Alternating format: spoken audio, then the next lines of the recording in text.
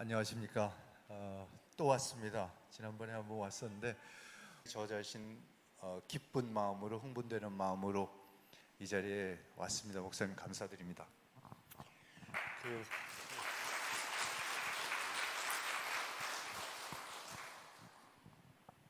제 나름대로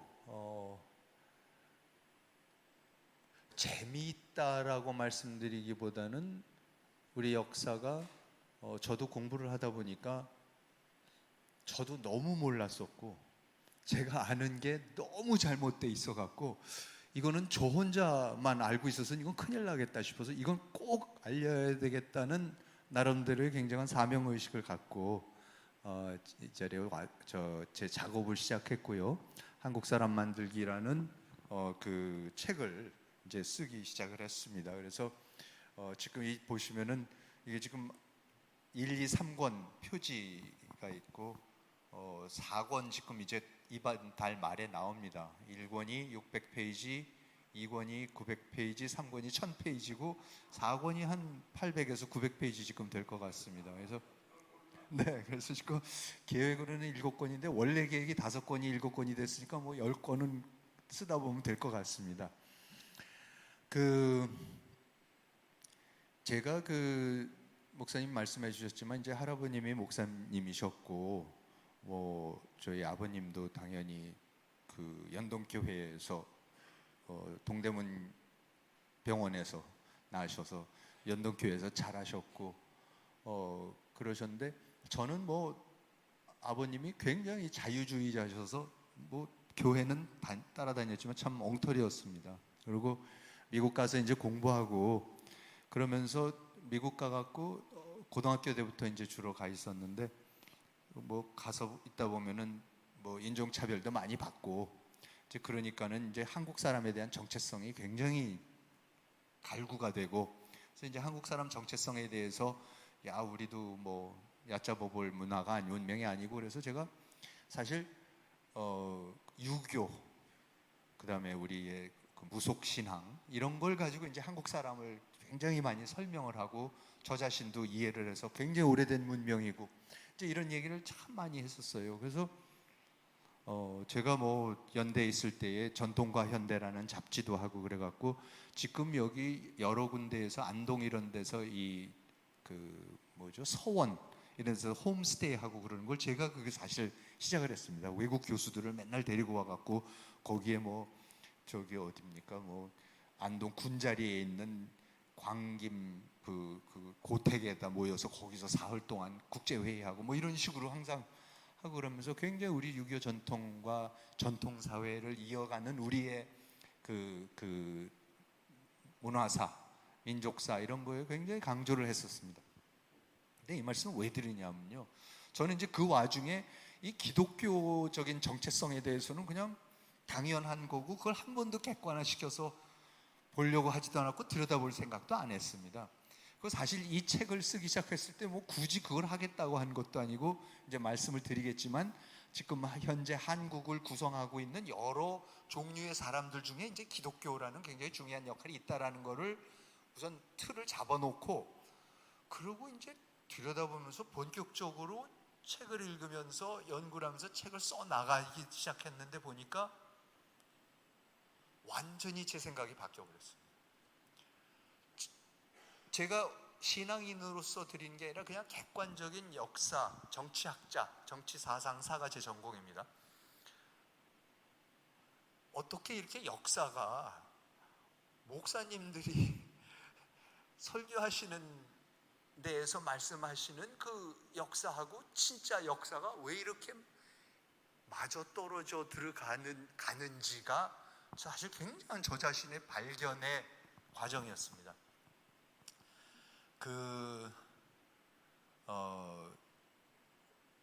이런 것 같습니다. 우리나라 역사가 지금까지 우리가 알고 있는 거를 이제 오늘 쭉 말씀드리면 사실 굉장히 고통스럽습니다. 역사가 절대로 이 행복한 역사가 아니지 않습니까?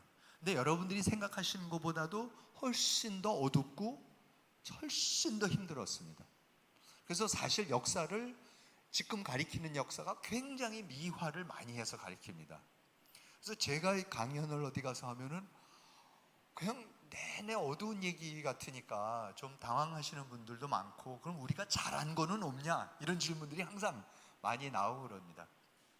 근데 저는 그거를 친미 기독교파 이 3권을 쓰면서 기독교에 대해서 역사적으로, 그렇죠? 성서적으로가 아니라 역사적으로 기독교가 어떻게 근대 사회를 만들었고 이제 대한민국을 만들어가는 그 과정을 보면서 무슨 생각이 들었냐면,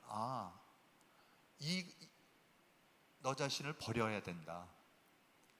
너 자신을 버리고 너의 십자가를 지고 나를 따르라 그러셨는데, 우리의 십자가가, 한국 사람들이 안고 가는 십자가라는 게 엄청난 십자가구나. 근데 그 십자가가 얼마나 무겁고 힘들고 고통스러운지 사실 우리 자신들이 인정을 안 하려고 그러고 역사 시간에 안 가르쳐줘요. 근데 우리가 지고 있는 십자가가 얼마나, 심리학적으로 말하면 그렇지 않습니까? 개개인들이 얼마나 어두운 역사가 있는 거고, 괴로운 게 있고, 생각하기 싫은 게 있고, 잊어버렸으면 좋겠던 게 있고, 다 그런 건데, 그런 거를 다 안고서, 그런 걸 회피하지 말고서, 그거를 직시할 때에 모든 심리학에서 하는 게 그거 아닙니까? 자기가 직시하기 싫었던 거, 무슨 콤플렉스가 있었고 무슨 공포증이 있으면은 뭐 엘리베이터 타는 게 공포가 있는 사람한테는 엘리베이터를 타게 하도록 해야지 그 공포가 없어지는 거예요. 그렇게 치유를 꼭 하는 겁니다. 그러니까 우리의 어두운 역사에 듣기 싫고 배우기 싫고, 우리 왜 저랬지, 알기 싫은 역사를 알고 그거를 받아들일 때가 돼야지, 완전히 내 걸로 받아들이는 게 심리적인 치유도 되고 나의 정체성이 올바로 정립되는 것뿐만 아니라, 예수님이 말씀하시는 게 그런 거였구나, 너의 십자가를 지고 하라.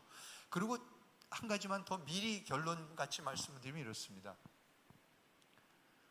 아까 제가 유교에 대해서도 말씀드렸고, 우리가 조선의 역사 이런 거에 대해서 굉장히 많은, 저도 프라이드를 느끼고 그렇지만은, 대한민국이란 나라는 조선이 아닙니다. 대한민국은 완전히 새 나라입니다. 저 어렸을 때 이제 새 나라의 어린이는 일찍 일어납니다, 뭐 잠꾸러기 없는 나라 이런 노래도 우리 불렀지만은, 그땐 모르고 불렀는데요, 대한민국은 정말로 새 나라인데요, 그 새 나라가 만들어지는 과정이 이것도 하나님의 역사의 전형적인 역사하시는 방법인 것 같은데, 뭐냐면은 조선이라는 거를 완전히 잊어버리게, 완전히 버리게, 조선이 너무나도 지긋지긋해서 완전히 버리게 해서 조선에서 탈피를 시키시고, 조선을 멸망시키셔서 탈피를 시키시고, 그러면은 출애굽을 하면은 가나안으로 들어갑니까? 안 들어가요. 어디 갑니까? 40년 동안 광야 생활을 해요. 그 일제 36년이 광야 생활이더라고요. 그래서 그 과정에서 또 더 버리게 하는 거예요. 과거를 또 버리게 하고 또 버리게 하고, 옛날에 있었던 거를 완전히, 너 자신을, 옛날의 나를 완전히 버리니까, 그래서 새롭게 하나님 앞에 다시 태어나게 하는 그 과정이, 정말 우리나라 역사가 놀랍게 그 역사를, 그 과정을 밟아갑니다. 개인적인 차원에서든 나라의 차원에서든. 근데 사실 제가 이렇게 말씀드린 틀로서 역사를 보면은 우리가 배워온 역사하고 굉장히 달라집니다. 교회에서는 들어보셨겠지만은, 그렇지만 역사학으로서는 잘 들어보시지 못했을 건데, 제가 이제 오늘부터 말씀드리는 게 그런 겁니다. 근데 이렇게 고통스러운 역사를 그럼 왜 얘기를 해야 되느냐? 물론 우리 십자가를 져야지 되는 거고, 나의 콤플렉스를 직시를 할 줄 알아야 되는 것도 있지만은, 저는 그래요. 우리가 어떻게 이렇게 잘 살게 됐고, 어떻게 이렇게, 저 오늘도 오면서 KTX 타고 그 전에 전철 타고 지하철 타고, 여러분 그거 아시죠? 지금 런던이나 파리에서는 지하철을 닫았어요. 다. 왜냐하면 거기는 에어컨이 없기 때문에 지하철을 타면 큰일이 나요. 그래서 닫아요. 물론 거긴 북부 지방이니까는 저렇게 더워질 줄 모르고 에어컨이 없는 거였지만은,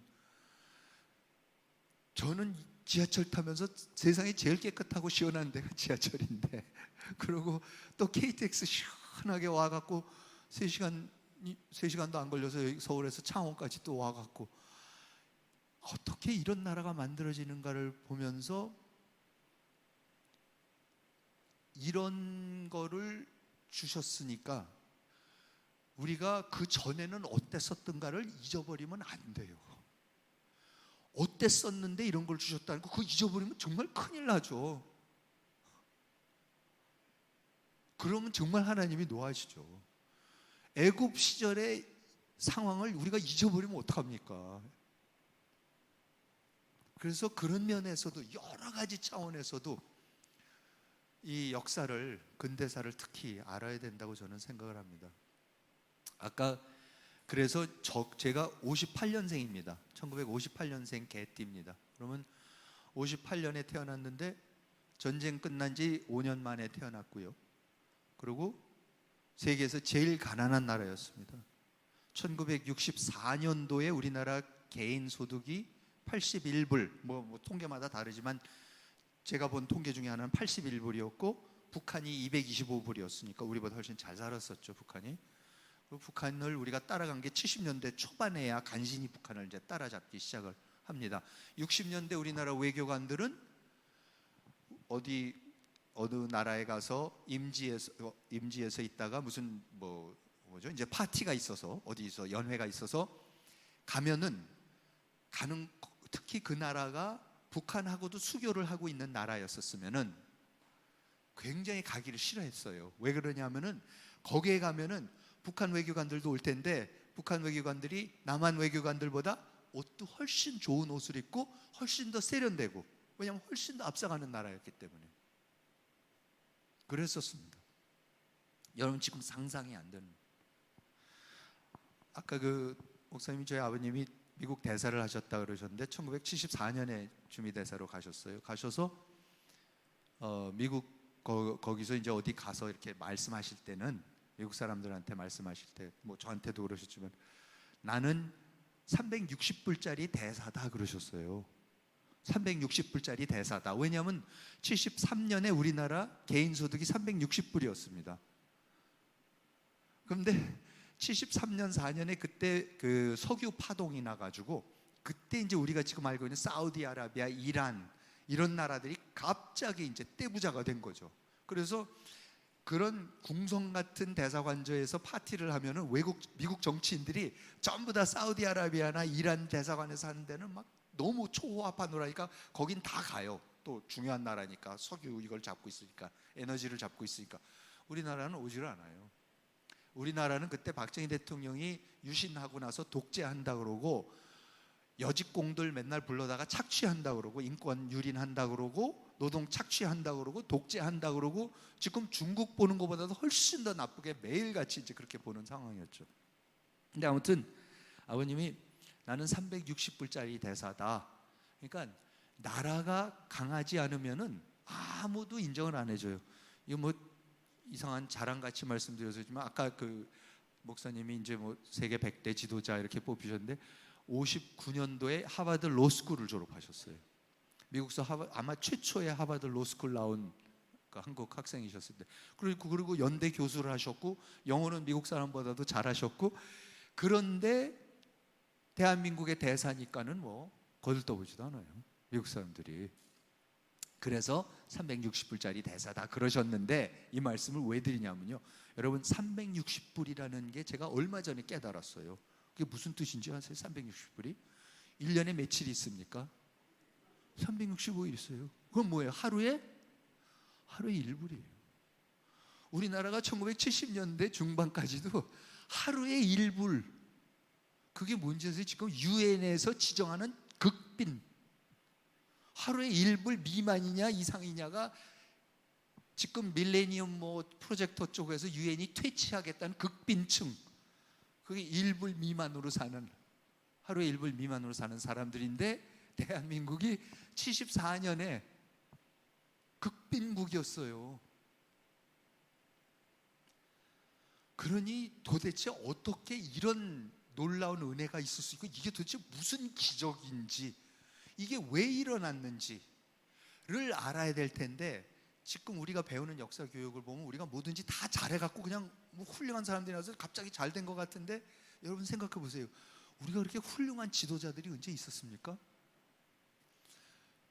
뭐 딴 나라는 진짜 있었는지 뭐 만들어내는 건지 잘 모르겠지만 어쨌든 뭐 위인들 많잖아요. 근데 우리는 뭐 대통령 기념관 하나 세우려고 그래도 난리가 나고, 뭐 이래서 안 된다 그러고 저래서 안 된다 그러고, 이 사람은 이래서 국립묘지 못 가고 저 사람은 저래서 안 되고, 맨날. 근데 우리가 인정을 서로 안 해줘요. 그런데 어떻게 나라는 이렇게 잘 됩니까? 미스테리 중에 미스테리예요. 맨날 싸우고 맨날 서로 인정 안 하고 맨날 그러는데, 뭔가가 이상하게 잘 되는 거는, 이거는 그냥 우리들 힘만으로 되는 일이 아닌 것 같아요. 인간의 힘만으로는. 그렇지만 인간의 능력껏 하여튼 설명을 좀 해봐야 될 것 같아서 이 프로젝트를 시작을 했습니다. 너무 서두가 길었습니다. 자, 그래서 이 부분은 지난번에도 왔을 때도 말씀드렸지만 꼭 제가 항상 시작하는 부분이라서 말씀을 또 오늘도 드리겠습니다. 제가 99년도에 미국에 이제 그 학술회가 있어서 이제 갔습니다. 연대 교수였을 때였습니다. 그래서 가갖고 학술회를 하는데, 거기 있는 미국 교수 한 사람이 나와가지고 발표를 하는데, 한국을 굉장히 잘하는 사람이에요. 그래서 한국을 잘하는 사람인데, 이분이 뭐라 그랬냐면은, 영어에는 코리안이라는 단어가 있다. 그래서 코리안 그러면은 남한에 살면은 사우스 코리안, 북한에 살면은 노스 코리안, 미국에 살면 코리안 아메리칸, 중국에 살면 코리안 차이니즈, 일본에 살면 코리안 자파니즈, 그렇죠? 그래서 이 사람들이 다 코리안들이구나라는 걸 안돼요. 그런데 한국말에는 코리안에 상응하는 단어가 없더라. 단어가 없대요. 그래서 저랑 다들 그게 무슨 소리야? 왜 없어? 한국 사람 있지 않냐 했더니 아니래요. 그래서 뭐라 그런지 아세요? 자, 봐라. 남한에 사는 사람들은 자기네를 한국 사람이라고 부르고, 북한에 사는 사람들은 자기네를 조선 사람이라고 부르고, 그렇죠? 중국에 사는 사람들은 조선족이라고 그러고, 중앙아시아나 러시아 쪽에 살면은 고려인, 거기야말로 코리안이네요. 고려인이라고 그러고, 미국에 살면은요 재미교포래요. 일본에 살면 제일교포고. 그런데 그거 아세요? 재미교포, 제일교포를 한자대로 보면은요 미국에 가서 사는 사람이에요. 누가 미국에 가서 산다고 얘기를 안 해요. 제1교포는 그냥 일본에 가서 사는, 독일 사람이 일본에서 가서 살아도 그 사람은 제1교포예요. 제1화교, 그러면 일본에 사는 중국계구나라는 걸 아는데, 우리는 제1교포야. 그냥 건너가서 하는 사람, 주어가 없어요. 그러면서 하는 얘기가, 그 친구가 하는 얘기가, 교수가, 그런데 왜 이게 다 같은 사람이라고 그러네요 자꾸. 너 이거 다 같은 사람이라며? 근데 어떻게 각자 호칭도 다른데 이게 다 같은 사람이냐는 거예요. 근데 영어로는 코리안이래요. 그래서 제가 정말 그때 그 얘기를 듣고 이제 쇼크를 먹었죠. 왜 호칭이 다르지? 그러고 보니, 그러면 우리를 다 합쳐서 뭐라고 부르지? 우리가? 우리라 그래요 그냥. 그래서 제가 그러고 보니, 제가 번역한 책이 서울대학교 한영우 교수님이 번역하신 우리 역사라는 책이 있어요. 그걸 제가 영어로 번역을 했거든요. 그러고 보니까 우리 역사밖에 없어. 한국사라 그러면은 약간 뭔가가 빠지는 것 같기도 하고, 그렇죠? 삼국사가 한국사인가? 고려시대가 한국사인가? 하여튼 우리가 이상하게 유대인, 프랑스인, 독일인, 일본인, 중국인, 그러면 이게 역사가 쫙 뭐 진나라 때 가도 좋고 뭐 어디 가도 좋은데, 근데 우리는 그런 게 굉장히 어색하더라고요 생각해 보니까. 그래서 이거 왜 이럴까? 우리 왜 이렇게 다르지? 그래서 제가 그 다음에 에이, 그럼 호칭이 다르더라도 그러면 우리가 왜 한국 사람이란 말은 그럼 언제부터 쓰기 시작했지? 북한이 조선 사람이라고 그러는 건 원래부터 조선 사람이라고 우리가 한 600년은 그랬으니까 조선 사람이라고 하는 게 맞는데, 근데 우리는 왜 언제부터 한국 사람이라 그랬지? 그래서 제가 찾아보니까 제가 찾아낸 기록으로는 1962년 9월 22일자 조선일보 기사가 가장 오래된 한국 사람이라는 단어를 이용해서 공적인 매체가 우리를 부르기 시작한 게 제가 찾아본 가장 오래된 기록이에요. 그전에는 거의 다 조선 사람이었어요. 해방 이후로 우리 조선 사람이었습니다. 그렇죠? 조선징. 조선징도 사실 어렸을 때는 제가 조선징 그 일본 사람들이 우리를 굉장히 나쁘게 부르는 얘기라 그래서 야, 한국 사람을 저놈들은 굳이 조선징이라고 불렀구나 했는데 알고 보니까 그게 아니라 일제시대에는 한국 사람이란 단어가 없었어요. 그냥 조선 사람, 조선인이니까 조선인을 조선인이라고 불러서 조선징이라고 그런 것 뿐이지 뭐 나쁜 의미를 갖고 그렇게 불렀는지는 모르겠지만 어쨌든 객관적으로 조선 사람이니까 조선인이라고 부른 것 뿐이었더라고요. 우리는 한국 사람이라고 우리 자신을 부르기 시작한 것도 60년밖에 안 됩니다. 지금. 이거 새 나라가 맞구나. 의도적이든 의도적이지 않든 우리는 조선 사람이 아니다. 대한민국 한국 사람이라는 전혀 다른 국호를 갖고 있는 전혀 다른 우리 자신을 부르는 이름도 다른 그런 사람들이구나. 그래서 야, 이거 참 놀랍네. 그래서 제가 이게 62년 9월 20일을 제가 잘 외운 게 우리 집사람 생일입니다. 생년월일까지 똑같아요. 그래서 딱 60년 된 거예요. 참, 그래서 저는 한국 사람 되기 전에 태어난 거죠. 그러니까 아니 그래도 그렇지. 야, 그래도 한국 사람이 우리가 뭐 고려인이라고 그러고 조선족이라고 그러고 어쩌고 하지만 그래도 이 코리안이라고 하는 영어로 코리안이라고 하는 사람들이 한국 사람이 다 이런 공통점이 있지 않을까? 그렇지? 그렇죠? 호칭은 다르더라도 우리 반만년 역사를 갖고 있는 배달 민족이고 단일 민족이고 뭐 어쩌고저쩌고 하면은 아니 우리 뭔가 공통점이 있어야 할 거 아니에요. 당연히 굉장히 강한 공통점이 있다고 우리는 여태까지 배워왔습니다. 역사에서. 그러면 주로 어떤 한 민족이 강한 공동체성, 강한 정체성, 공동의 정체성을 갖고 있는 사람들이 보통 공유하는 게 뭔가 보니까 언어, 풍습, 이념, 종교, 인종, 그렇죠? 이런 것들이 같잖아요. 그러면 한국 사람은 언어, 풍습, 이념, 종교, 인종에 있어서 과연 강한 공유하는 것이 있는가? 공통의 것이 있는가? 한번 들여다봐서 있으면 되죠. 있으면 뭐 그래 뭐 코리안이라고 불러도 한국 사람은 무슨 상관이냐. 그렇게 생각을 해서 하나씩 들여다보기 시작했습니다. 그래서 언어 제일 쉬워요. 한국말 잘하면 한국 사람입니까? 아니요. 교포 2세 3세 한국말 못해요. 그런데 외국 사람 중에서 한국말 잘하는 사람 얼마나 많습니까? 가면 갈수록 점점 더 많아집니다. 지금 전 세계에서 유럽이나 외국에 있는 유럽도 그러네요. 외국어 중에서 가장 인기 있는 외국어가 지금 한국말입니다. 한국어 학과가 불이 나고 있습니다. 지금 어느 나라에는 불어학과보다도 더 많아지고 있어요. 앞으로 뭐 이루 말할 수 없습니다.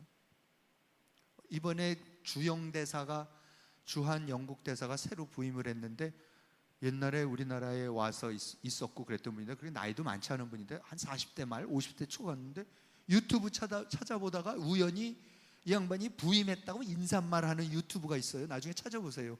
주영 대사 한국말로 인사해요. 부임 인사. 나 기가 막히더라고요, 진짜. 그러니까 아마 다음 세대 한 20년 후에 영국 대사가 오면은 지금 그 양반보다도 훨씬 더 발음이 더 정확할 거고. 놀랍습니다. 언어 절대로 한국 사람 규정해 주지 않습니다. 풍습이요. 풍습은 뭐 이런 말씀 드려서 죄송하지만 가장 국적불명의 결혼식과 장례식을 하는 나라가 우리나라입니다. 이게 어느 식 결혼식입니까 이게? 그것도 2번 해요. 그렇죠?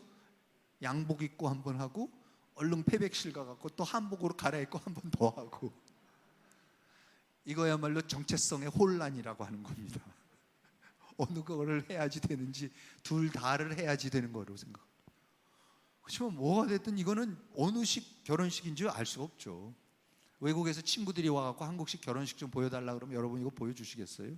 보여주실 수는 있지만 이게 한국식 결혼식이다라고 하실 수 있겠습니까? 아닙니다. 장례식도 마찬가지죠. 장례식 국적불명의 아무런 감동도 없고, 결혼식도 그렇죠. 어떻게 이렇게 중요한 일에, 중요한 일생의 가장 중요한 고비에 일어난 일에 이렇게 감동이 없을 수 없고 아무런 남는 게 없고 이런 예식이 이렇게 허하고 이럴 수가 있나 싶은, 그럼 우리 풍습이 있습니까? 고유의 풍습 없습니다. 아마 고려인들이 더 이런 풍습들, 오래된 풍습들, 고유의 풍습들 더 간직하고 있다는 것 같은데 우리는 이제 다 없어졌습니다. 풍습은 한국 사람을 규정해 주지 못합니다. 이념은 굳이 말씀 안 드리겠습니다. 갈라질 대로 갈라져 있습니다. 이념은 절대로 하나로 묶어주지 못합니다. 종교요. 여러분, 종교는요, 전 세계에서 가장 종교적으로 다양한 나라입니다. 제가 단연코 말씀드립니다. 미국보다도 다양합니다. 이민의 나라인 미국보다도 다양합니다. 아시아에 있는 어떤 나라보다도 이렇게 동양적인 종교와 서양의 종교가 이렇게 잘 혼재되어 있는 나라 아무 데도 없습니다. 그렇죠? 일본 개신교, 구교 다 합쳐가지고 1%가 안 됩니다. 중국이요? 공식적으로 2.5%인가 그렇다는데 그건 엉터리고. 필리핀만 이제 카톨릭, 그렇죠? 한 400년 필리핀, 스페인에 식민지를 했으니까 거기 거의 100% 카톨릭이라고 봐도 되는 거고. 그렇지만은 나머지들은 월남 불교, 인도네시아 이슬람, 말레이시아 이슬람, 태국 불교, 그렇죠? 그 다음에는 전부 다 인도 힌두교, 파키스탄 이슬람, 중동 다 이슬람, 그렇지 않습니까? 유럽으로 가면 카톨릭 아니면은 개신교 아니면은 개신교도 여러 종류가 있지만 루터교 있고, 영국은 성공회고, 그렇죠? 스페인은 카톨릭이고, 이탈리아 카톨릭이고, 독일은 북부는 개신교고 남쪽은 카톨릭, 하여튼 등등등등. 그렇지만은 딱 미국도 거의 다 개신교고 카톨릭 한 10%? 13% 되는가 그렇고요. 근데 우리는요, 개신교 20%, 불교 20%, 천주교 한 7%, 9%, 그 다음에 원불교, 유교, 천도교, 대신주의, 이슬람, 대종교 다 있습니다. 놀라울 정도로 종교적으로 다양합니다. 그러니까 종교는 딴 나라들은, 웬만한 나라는 프랑스 하면 카톨릭, 그 사람들이 믿느냐 안 믿느냐, 열심히 믿느냐 안 믿느냐를 떠나서 어쨌든 그냥 자기네 문명 문화 자체가 그냥 카톨릭이니, 스페인 카톨릭 이렇게 돼 있죠. 우리는 그것도 없습니다. 그럼 종교는 절대로 우리를 하나로 엮어주지 못하고 있습니다. 그럼 이제 맨 마지막으로 우리가 봉착하는 게 인종. 야, 피는 같지 않느냐? 한 민족, 한 결의, 한 핏줄. 글쎄요, 이것도 제가 들여다보니까 곤란한 얘기들이 막 나오더라고요. 책 쓰기 시작하면서 이제 조사를 해보니까 1985년 현재 당시에 우리나라에 성씨가 275개가 있었습니다. 그런데 그때에도 이미 그냥 사전 아무데나, 인터넷 들어가서 아무데나 찾아보시면 나옵니다. 그 중에서 136개 성씨가 공식적으로 자기네 족보에 자기네 조상은 귀화 외국인이라고 돼 있어요. 대부분 중국서 왔어요. 그렇죠? 뭐 일본서 온 사람들도 물론 있고. 그러니까 명나라가 망하고 청나라가 되니까 그때에 지금 인천 이런 데에 와 있던 많은 중국 사람들이 청나라로 돌아가지 않고 다 그냥 조선 사람 돼버리는 거고, 뭐 이루 말할 수 없이 많습니다. 근데 그 이전에 우리 교과서에서 배우지 않습니까? 한국 고유의 성씨가 셋밖에 없잖아요. 뭐예요? 석박김이라 그러잖아요. 그럼 나머지 성씨는 뭡니까? 고유의 성씨가 아니라는 거죠. 강릉함씨 어디 중국이나 어디서 왔다고 하겠죠. 뭐 진짜 왔는지 어쨌든 간에 자기 시조가 외국인이라는 사람들이 집안이 태반이 넘었었습니다. 그런데 지금은 어떻습니까? 2015년에 우리나라 성씨가 5,582개더라고요. 지금은 제가 아마 누가 한번 두들겨 보시면 지금은 성씨 몇 개인지 금방 나올 겁니다. 인터넷에. 훨씬 더 많아졌겠죠. 이게 왜 그렇습니까?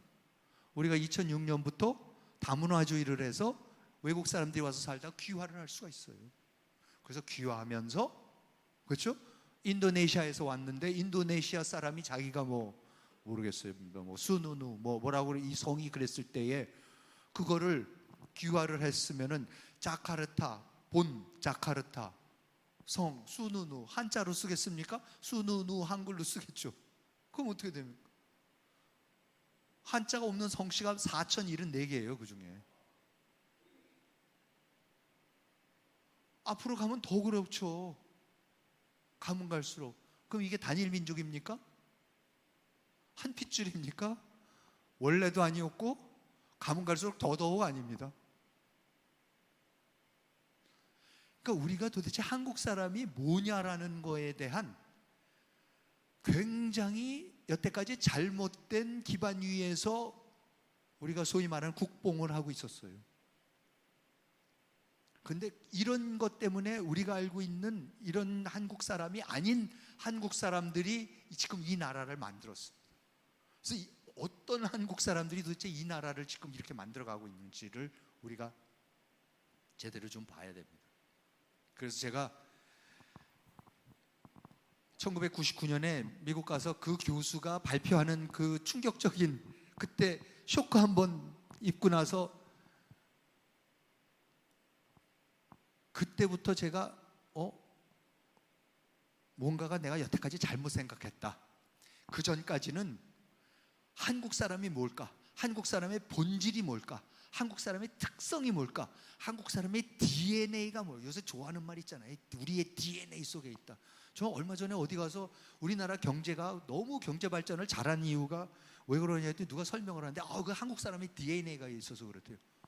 아니 한국 사람의 DNA가 경제 발전을 잘하는 거면 지난 5천 년 동안은 뭐 하다가 왜 1970년까지 기다렸다가 그 전에 찢어지게 가난해서 나라도 뺏기고 뭐 엉망진창으로 살다가 왜 지난 50년 동안 갑자기 DNA를 써먹습니까? 나머지 4,950년 동안 안 써먹다가 아니 무슨 DNA가 그렇게 그런 작동하는 게 그게 DNA입니까? 아무 설명력이 없는 뭐 젓가락질을 잘해서 뭐 기계를 잘 만지다. 아니 젓가락질을 우리가 언제부터 했는데 왜 갑자기 젓가락질 잘하는 게 지금 지난 50년 동안에 갑자기 우리한테 도움이 되는 겁니까? 정말 이런 말도 안 되는 이상한 설명들 갖고 우리 자신을 지금 설명하고 있다는 놀라운 충격적인 현실에 부딪히고 있으면 이제 걱정되기 시작합니다. 야, 이렇게 모래성을 짓고 있어도 됐나? 이렇게 우리 자신에 대한 이해가 허술하고 부족해도 되는가? 그래서 본질 있는지 없는지 모르겠지만 제 힘으로는 못 찾겠다. 그리고 아예 질문을 바꿔야겠다. 한국 사람의 본질이 뭔가가 아니라 진짜 우리가 물어봐야 할 질문은 한국 사람은 왜 이렇게 다양한가요?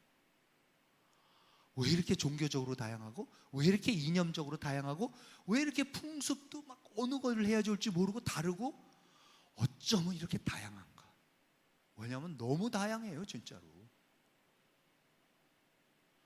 그리고 지금 이 다양성을 하나로 엮어주는 어떤 국가의 이념, 미국같이 굉장히 다양한 사람들이 사는데도 미국 시민이 되면 어쨌든 미국의 헌법이라는 것이 있고, 그 헌법이라는 것이 뭐라는 것에 대한 이해가 있고, 거기에서 추구하는 어떤 인간형에 대해서 동의가 있고 합의가 있고, 그래서 그 틀 내에서 살아가는 사람들, 인종도 다르고 종교도 다르지만 그런 틀이라도 있어서 서로가 토론을 할 줄 알고 이게 되는데, 우린 지금 그런 것도 없어요. 정말 놀랍게 다양하고 다양성이 좀 지나칠 정도로 지금 우리가 가고 있어서, 이러니까 우리가 이렇게 싸우는구나, 우리가 이렇게 합의가 안 되는 거구나, 이렇게 갈라지는구나. 나라가 남북으로 쪼개지고 뭐 동서로 쪼개지고 뭐 세대간으로 쪼개지고 뭘로 쪼개지고 계속 갈라지고 있어요.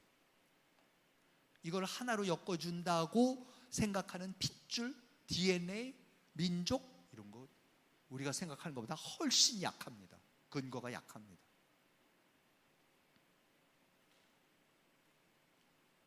왜 이렇게 됐는가? 조선 사람은 분명히 있었던 것 같아요. 그렇죠? 조선은 한 600년을 했습니다. 거의 500 몇십 년을 갔습니다.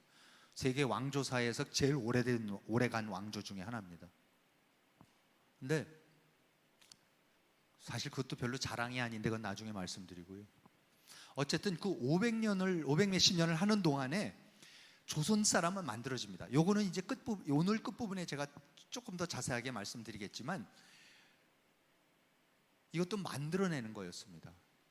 그러니까 불교, 천년 불교 하던 나라를 주자성리학이라는, 유교의 주자성리학이라는 굉장히 특정한, 그러니까 기독교 중에서도, 크리스찬니티 중에서도 굉장히 특정한 개신교가 들어와서 우리나라, 지금 우리가 믿는 게 그거이듯이, 조선은 유교가 뭐 몇천 년 된 거지만은 거기 그 중에서도 주자라는 사람이 1130년에서 1200년까지 살았던, 남송에 살았던 주자라는 사람이 굉장히 특수한 이유 때문에 만들어낸 새로운 해석인 유교의 굉장히 새로운 해석을 가지고, 그거를 했는데, 그거를 우리가 통짜배기로 받아들여 가지고 그것만 하면서 나라를 천년 불교 국가를 주자 성리학의 국가로 바꿔버리는 정말로 무지막지한 놀라운 혁명의 과정입니다. 여러분, 세종대왕이 착하거나 성군이 아니었어요. 뭐 성군이 여러 의미에서 있지만 무지막지한 사람이었습니다. 제가 봤을 때는요, 일제시대하고 박정희 대통령하고 다 합쳐가지고 우리나라를 바꿔낸 것보다도 더 지독하게 바꿔낸 사람이 세종이란 사람이에요. 그것도 다음 시간에 아주 자세히 좀 말씀드릴 기회가 있을 겁니다. 그렇지만 이런 무지막지한 위로부터의 혁명 과정을 통해 가지고 조선이라는 나라를 주자성리학, 유교, 삼강오륜, 사서삼경, 그렇죠? 이런 거를 읽고 뭐 사농공상, 이런 시스템을 만들어내고 그 체제를 만들어내서 500년을 살게끔 한 그 과정을 통해서 조선 사람이라는 게 나옵니다. 양반상놈, 뭐 천환놈, 뭐 쪼하는 그 모든 게 조선 시대에 이제 만들어지는 그 조선 사람의 모습이죠. 그 조선 사람이 그래서 19세기쯤 되면 조선 사람이라는 것이 나와요. 외국 사람들 와서 보면은 조선 사람, 코리안 하면 딱 떠오르는 게 있죠. 여러 가지. 그런데 그 조선이 1910년에 망합니다. 그러면 나라가 없어지는 거죠. 그럼 더 이상 이제 조선이 없어지니까 조선 사람이 없어지는 거죠. 사실 그 전에 1897년에 고종이 대한제국을 세우지 않습니까? 그러니까 대한제국이 세워지니까 조선 사람이 아니에요. 더 이상. 그러니까 뭐가 돼요? 대한 사람, 대한제국인. 그러니까 안중근 의사가 뭐라고 씁니까? 대한제국군인이라고 쓰지 않습니까? 대한국군인이라고 그러지 않습니까? 대한제국이라는 나라 이름이 바뀌니까 당연히 국민 이름이 바뀌는 거죠. 그런데 사실은 조선이 망했을 때는요, 이제 이게 아까 제가 처음에 서문에서 말씀드렸습니다. 조선 사람들이, 그러니까 얼마나 우리가 조선을 버리는 과정이 길었었는가, 힘들었던가, 그리고 그걸 요구를 하셨는가, 하나님이 저는 느끼는 게, 조선조가 멸망했을 때는요, 이미 조선 사람들은 조선을 버렸습니다.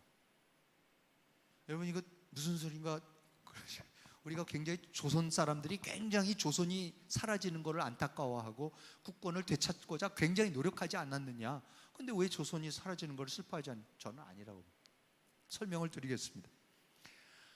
조선을 어떻게 거부를 했느냐? 제가 생각하는 건 제일 기가 막힌 게 천주교입니다.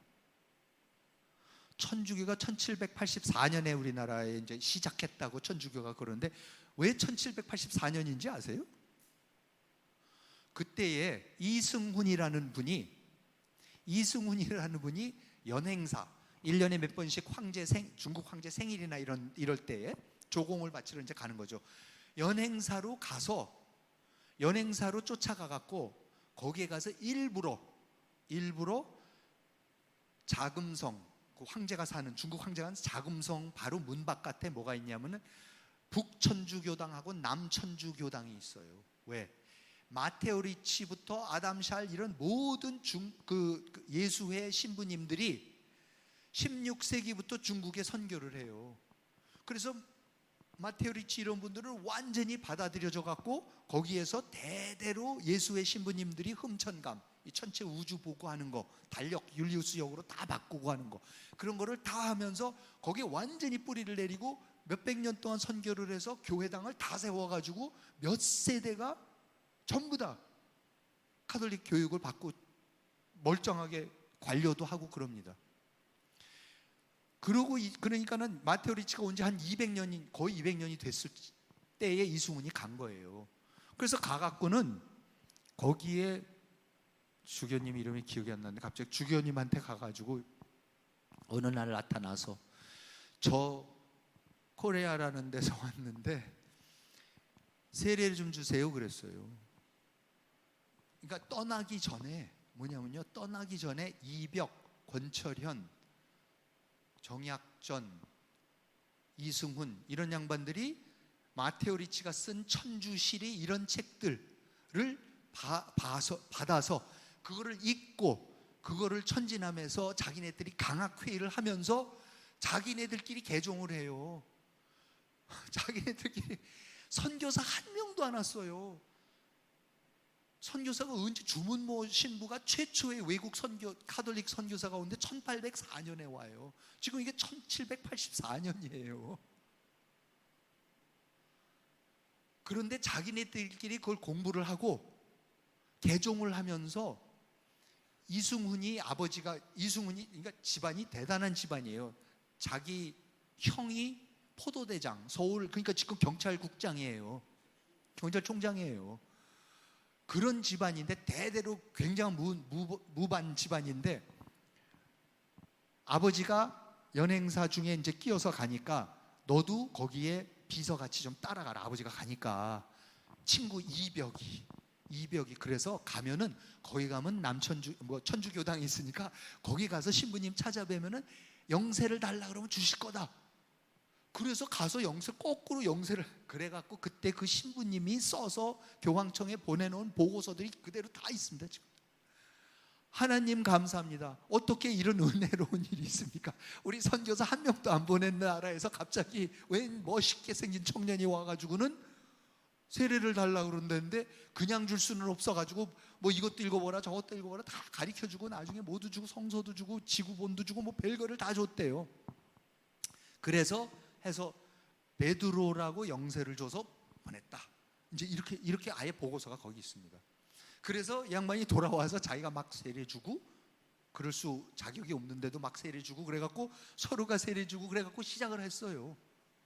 그래서 이 카톨릭 교회가 우리나라에 조선에 생겨나는 겁니다. 그런데 이 사람들이 전부 다 뭐냐면은 전부 다 대단한 양반가예요. 사대부 집안이에요. 권철현 안동권씨 나중에 나오겠죠. 우리나라에서 제일 오래된 족보가 안동권씨 성화보예요. 그런 대단한 집안에서 사대부 집안에서 사대부면 여러분 뭡니까? 사대부면요 주자성리학의 사제예요.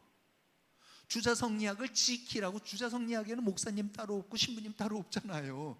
거긴 뭐예요? 집안의 어른이, 그렇죠?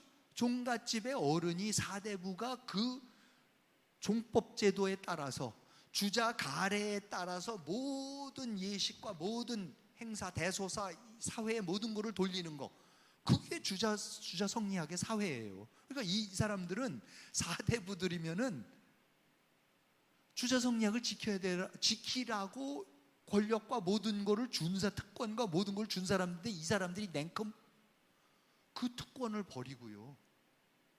그 특권을 부리고 선교사 보내지도 않는 데에 자기네가 거꾸로 따라가서 인류 역사상 없는 일입니다. 선교사를 보냈던 중국에는 지금 카톨릭이 몇 명이 있고, 그때에 이미 일본에는 프란시스 자비에르 신부가, 그 양반도 16세기에 가갖고는 왜 일본이 규슈가 전부 다 개종이 됐지 않습니까? 대표적인 게 뭐 고니시 유키나카 소서행정, 우리나라에 임진왜란 때 왔던 고니시 유키나카가 아우구스티노예요, 본명이. 그래서 아우구스티노 고니시예요. 그래서 포르투갈 종군 신부님을 모시고 와서, 그러면서 그때 전쟁하고 다니면서 실제로 그 신부님이 개종도 시켰대요. 자기네 일본군 점령지 이런데, 울산 이런데 점령하고 있으면서. 그게 1592년 93년이면 이미 그때 다 갔는데 1784년인데 아직도 조선에는 선교사도 안 보냈어요, 가톨릭 교회는. 그런데 이런 일, 왜? 주자 성리학 갖고 안 된다고 생각한 거죠. 놀라운 일 아닙니까? 그러니까 뭐 가서 자기가 하겠다는 거 놀라운데, 그 한 사람이 누구냐면 주자 성리학의 마지막 보루인 사대부들이 자기네가 주자 성리학을. 그래서 윤지충 이런 사람들은 또 그래 갖고는 나중에 갔더니 제사 지내면 안 된다 그래 갖고는 윤지충하고, 그래 자기네 어머니 돌아갔을 때에 이 위패 다 버리고 이래 갖고는 그때부터 그 사건이 터지기 시작해서 박해받기 시작하는데, 그렇게 박해받는데도 지켜내잖아요, 그거를. 그러니까 사실 우리가 역사를 볼 때요, 동학이 일어나고 개화파가 나오고 개신교가 들어와서 급속히 퍼지고 이런 게 뭐예요? 그럴 토양이 다 돼 있는 거예요. 그럴 토양이라는 게 뭐냐? 조선을 이미 버린 거예요, 조선 사람들이. 그러면요, 조선 사람이 조선을 거부하면요, 1910년에 나라를 상실했을 때는 나라만 뺏긴 게 아니라 그 나라의 정신 문명까지도 이미 버렸어요. 대부분의 조선 사람들이 버렸습니다. 나라 뺏기고 그 종교까지도 버린 거죠, 말하자면. 그게 어디서 나타나는지 아세요? 여러분, 3.1운동입니다. 3.1운동이 우리가 굉장히 자랑스러운 거고, 이 3.1운동은 정말 목사님하고도 여러 번 말씀드렸고 아까도 말씀하시지만, 3.1운동은 이건 완전히 기독교 운동입니다. 완전히 기독교인들이 다 만들어서 다 조직해서, 그 이유도 다 있었고, 그것도 이제 차차 말씀드리겠지만은, 이 3.1운동이 일어났는데, 여러분 3.1운동이 고종의 인산, 고종의 장례식입니다. 그러면은 그렇게 고종을 만일에 조선 백성들이 사랑했고 그랬으면은, 그 마지막, 어쨌든 마지막은 아니지만 어쨌든 고종 임금이 일본인들한테 독사를 당했다 해갖고 이제 승하했는데, 그분의 장례식을 하는데, 여러분 그거를 이용해서 3.1운동이 일어나서, 야, 나 뺏긴 나라 되찾자. 그러면 고종이 방금 돌아갔고, 고종의 나라고, 고종의 아들이 지금 통치하고 있는 나라고, 마지막까지 통치했던 나라고, 그렇죠? 그러면 국권을 회복하자. 그럼 국권이 어느 나라예요? 뺏긴 나라가 어느 나라입니까 지금? 조선 뺏겼잖아요. 마지막 지금 조선 끝에서 마지막 황제 고종이 돌아간 날이고, 그럼 당연히 조선을 다 되찾자. 순종 임금 아직도 살아계신데 다시 복위시키자, 일본에. 아니면 그 동생 영친왕이라도 다시 살려서 조선 다시 살리자, 대한제국 살리자. 그래야지 국권 회복이죠. 근데 여러분, 조선을 되살리자고 3.1운동 때 외친 분 몇 분이나 아세요? 없습니다. 임시정부요? 상해 임시정부 생겼는데 상해 임시정부에서 대한제국이나 조선 다시 세우자고 상해 임시정부 만들었습니까? 아니요. 어떻게 그렇게 싹 잊어버립니까? 무시합니까? 어떤 나라도, 거의 어떤 나라도 그래. 러시아 짜르가 그렇게 못되게 통치를 하고 그랬었는데도 러시아 짜르가 볼셰비키한테 넘어가니까 100개 러시아 맨셰비키가 일어나가지고는 몇십 년 동안 싸워요. 지금 와서도 러시아는 지금 다시 러시아 정교 다시 세우고 그래갖고 그 로마노프, 예? 그 없어졌던 그 왕실의 이런 거를 다시 다 재현하려고 그러고 이러잖아요. 근데 우리는 없어요. 그런 거 없었어요. 3.15운동 때 전혀 없었습니다. 그러면 나라 뺏기고 그 나라를 지탱했던 이념 버렸고, 그런데 국권을 회복하자? 그건 뭐예요? 완전히 다시 시작하자는 거예요. 나라를 되찾자? 되찾으면 되찾는 게 조선이 아닌데 그건 뭐예요? 되찾아도 문제예요. 되찾으면 그때부터 시작이에요. 어떤 나라를 세울 거냐가 문제가 생기죠, 갑자기. 그래서 그때부터 어떻게 합니까?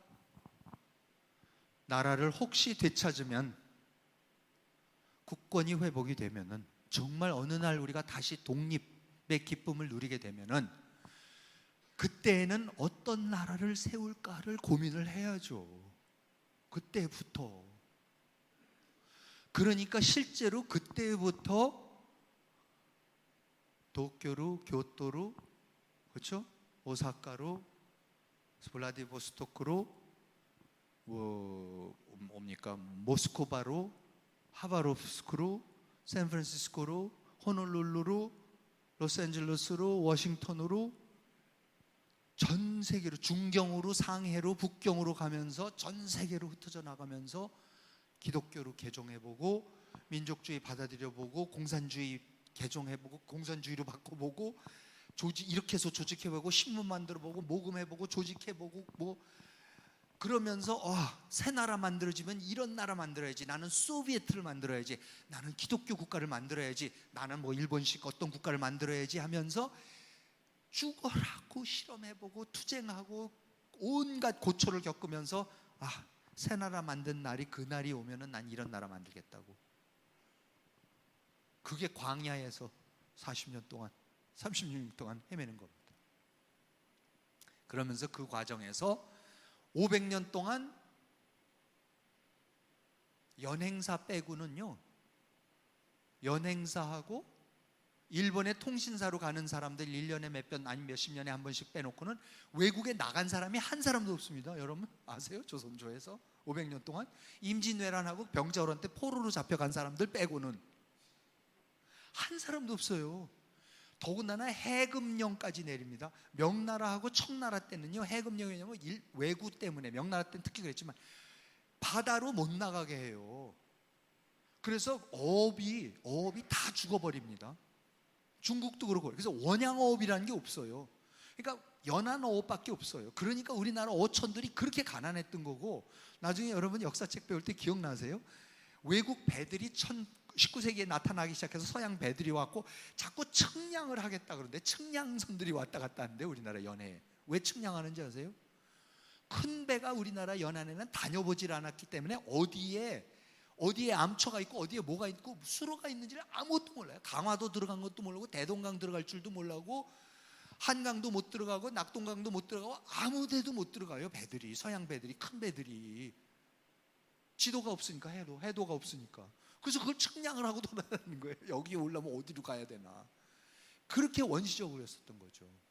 그러니까는 원양어업도 못하니까 바다로도 못 나가요.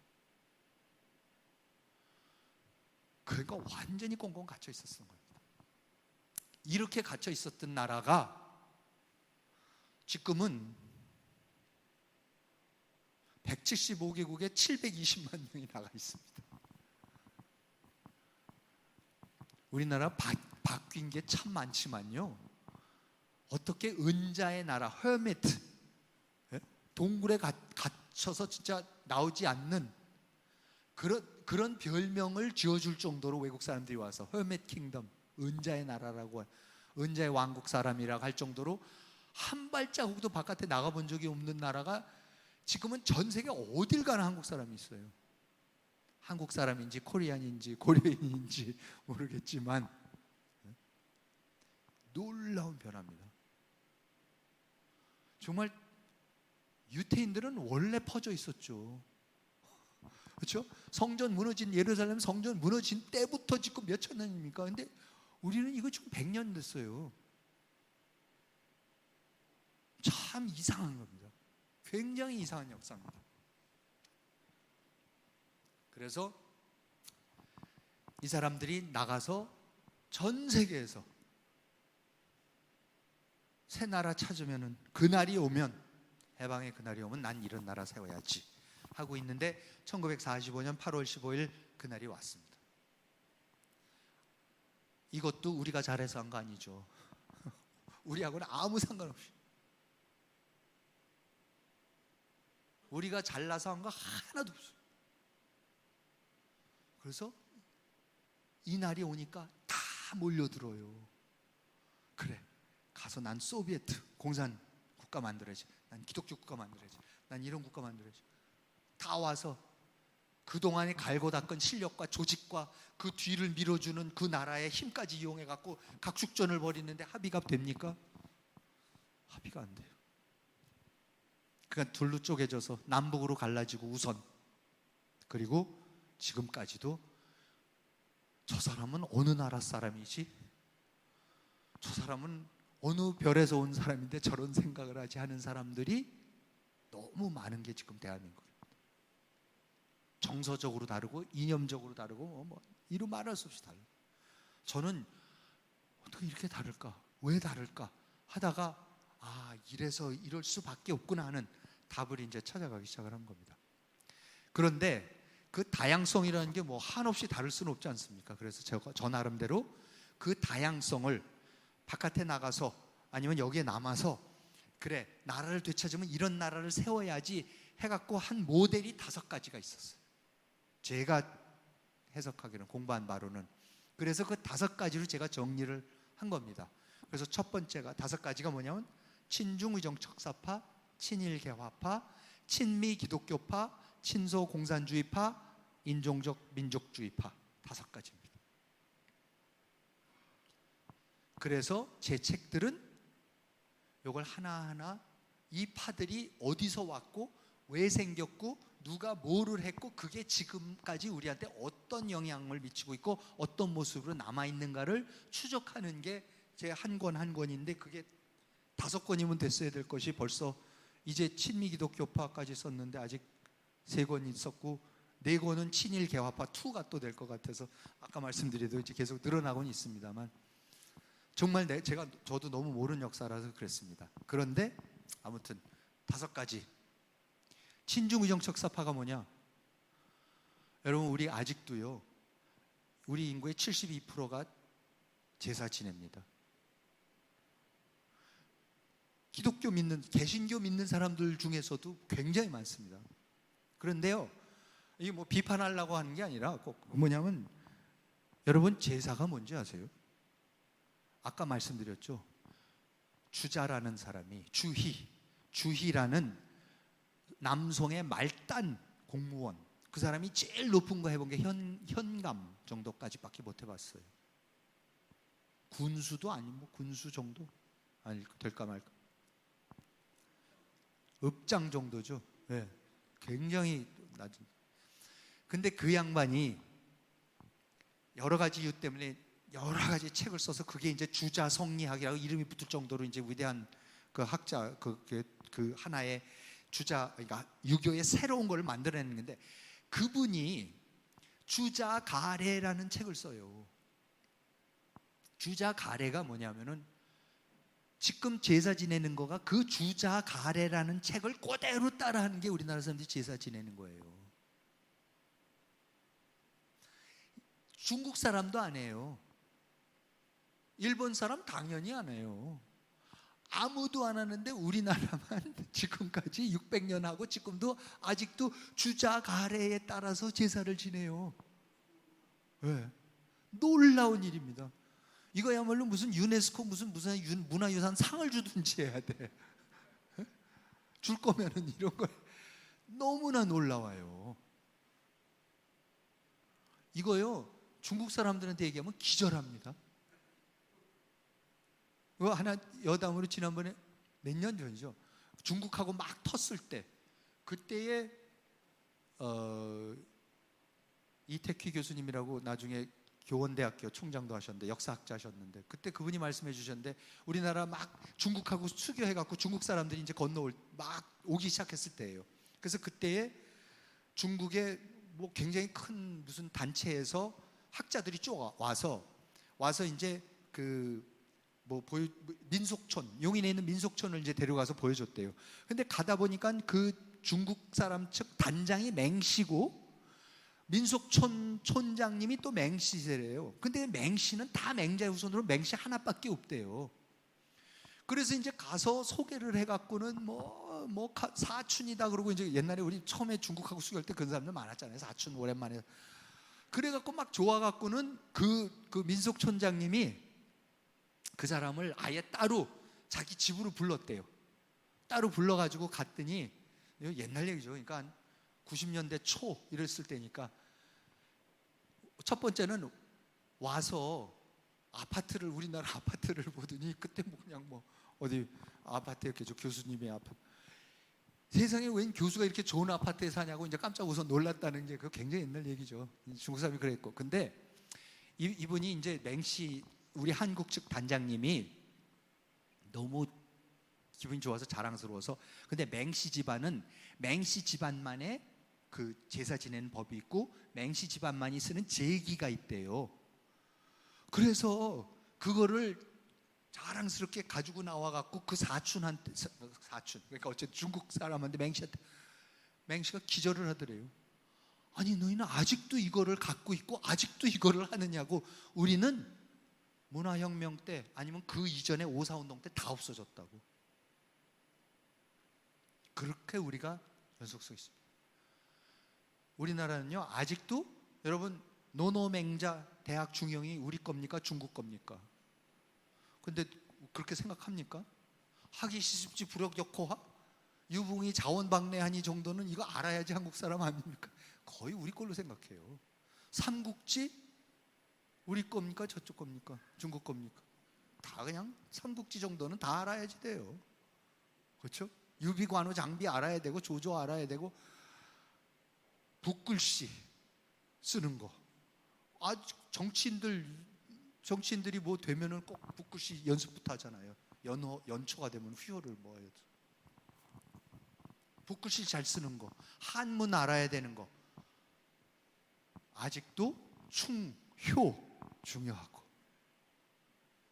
굉장히 중요합니다. 한국 사람이라는 거는 이렇게 해야 된다. 사서삼경 알아야 되고 충효사상 이런 거 해야 되고 어른을 공경할 줄 알아야 되고 삼강오륜을 알아야 되고 이런 굉장히 강하게 남아 있습니다. 저 자신도 그렇게 생각하는 부분이 굉장히 많고요. 그 다음에 친일개화파. 친일개화파는 제가 제일 놀란 게 친일개화파입니다. 사실 친미기독교파하고 친일개화파는 정말 놀라는데요. 친일개화파는 한국 사람 중에 조선 사람 중에서 최초로, 그러니까 조선 사람이라 그러면 문명은 중국에서 왔다고 생각을 해요. 일본은 외놈 야만이라고 생각을 해요. 외구 요새도 토착 외구. 그럼 벌써 말 자체가 굉장히 쟤네들은 뭔가 미개한 원시적이고 나쁜 야만인들이라는 어감이 확 있는 거 아닙니까? 그러니까 물론 그런 말을 친일파, 토착외구 이런 말을 쓰겠지만, 그리고 저는 중국이란 말도, 중국은 아무 데서도 중국이라고 안 그럽니다. 우리만 중국이라 그래줘요. 중국이 뭐예요? 가운데 나라 아니에요. 일본에서 뭐라 그러는지 아세요? 지나라고 그래요.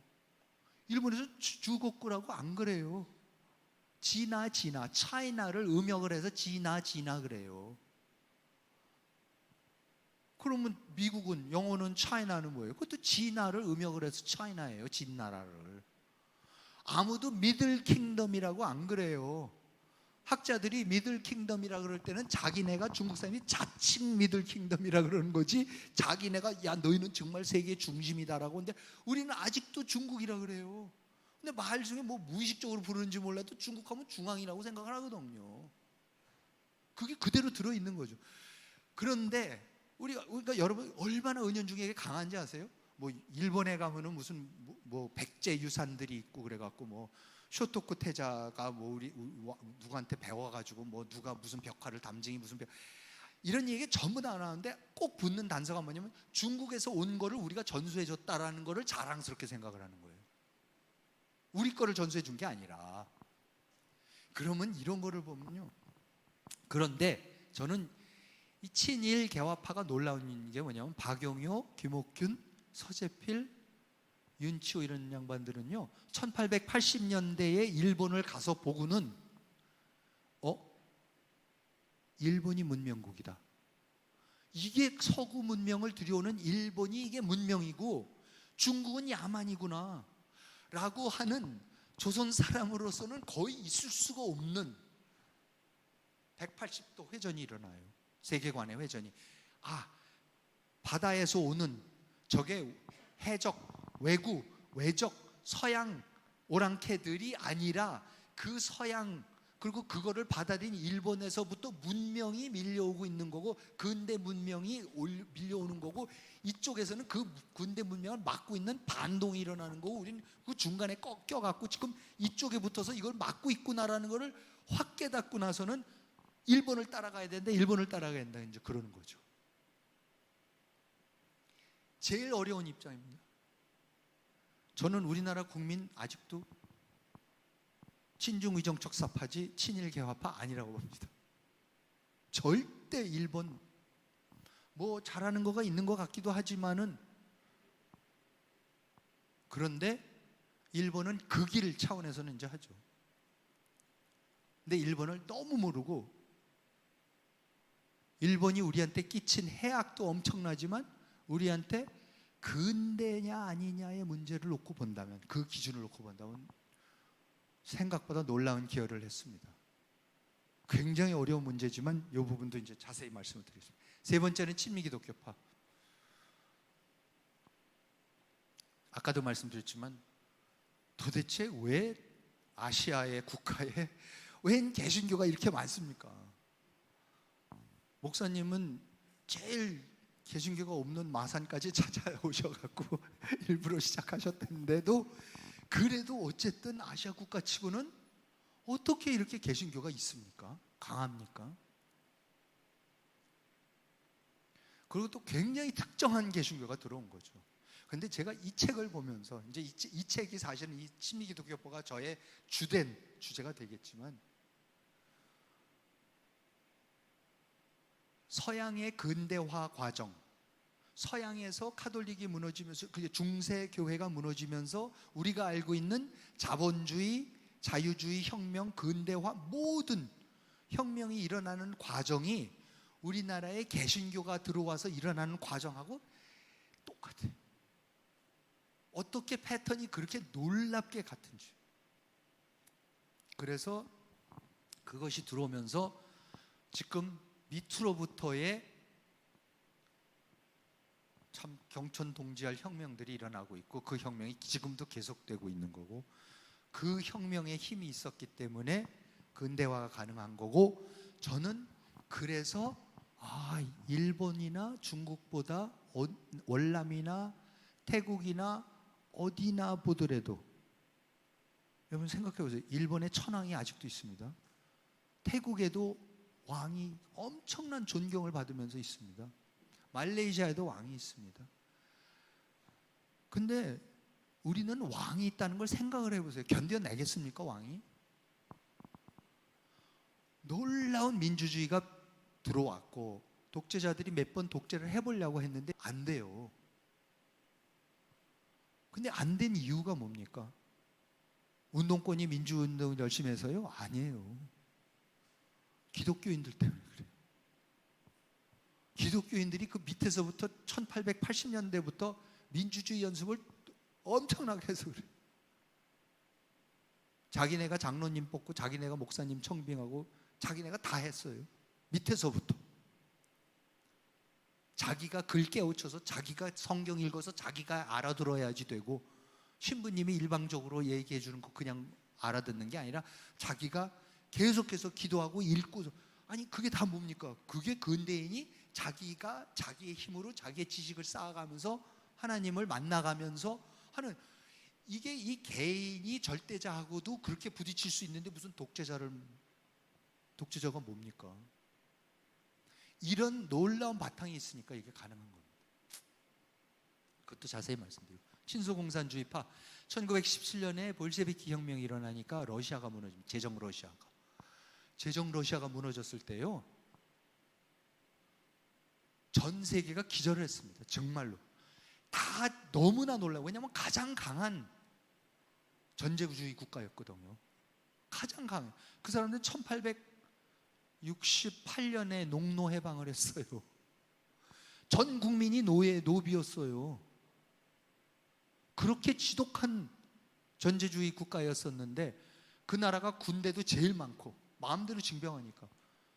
그리고 뭐 국토가 발티크에서 지금 그렇지만 연해주까지 지금 저 사할린 반도까지 다 먹고, 그런 나라가 볼셰비키라는 한 줌의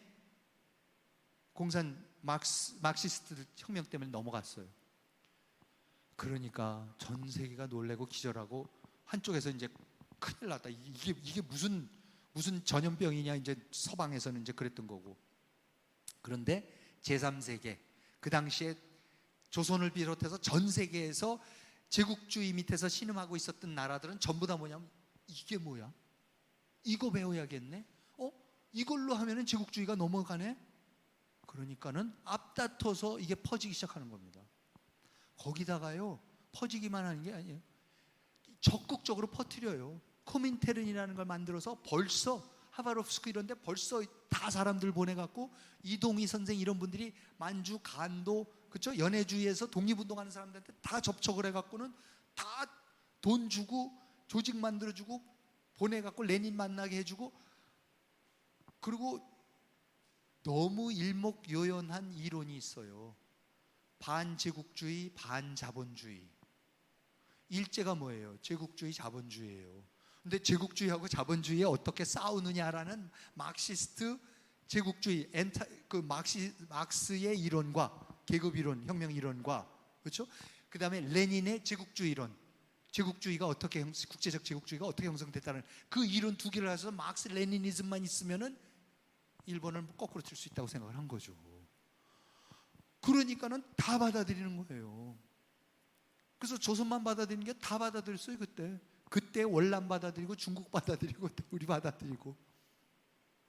그 뒤에도 놀라운 얘기들이 숨겨져 있습니다.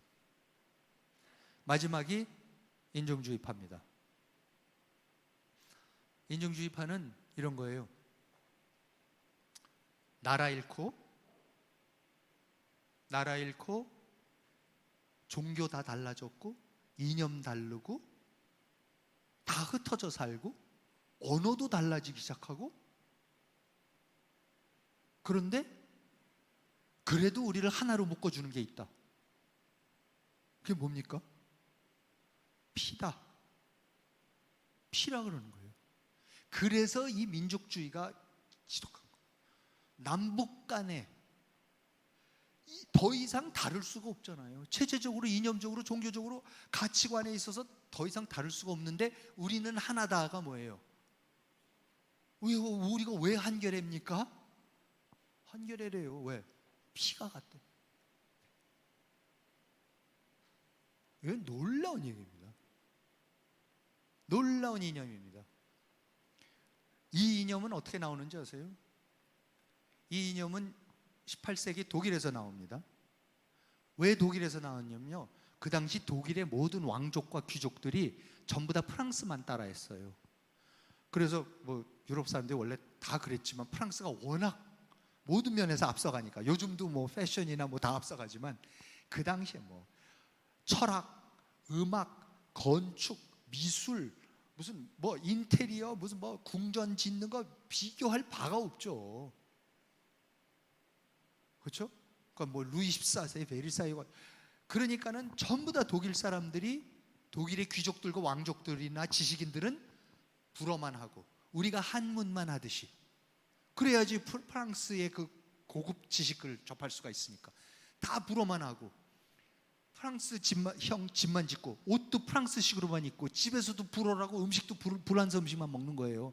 그랬더니 이제 일부 사람들이 야, 너희는 도대체가 독일 놈이냐 프랑스 놈이냐 이제 이런 거죠. 여러분 생각해 보세요. 외국물 먹었다라는 얘기하는 게 딱 그 얘기예요. 너 외국물 좀 먹었다고? 응? 넌 도대체 한국 놈이냐? 한국에서 몇 년 살았어? 뭔지 이런 얘기가 맨날 나오기 시작합니다. 똑같아요. 그러더니 뭐라고 하는지 아세요? 야, 독일 사람은 그런 사람이 아니야. 진짜 독일 사람은 너같이 프랑스 흉내 내는 놈 아니야. 그건 뭐예요? 뭐냐면은 독일 민중의 이 질박한 모습이 있어. 그 독일 농부들의 건강하고 질박하고, 이 양반들의 이런 게 아니라 노비들, 이런 사람들의 그 건강한 밑에 하인들, 이런 사람들의 그게 있어.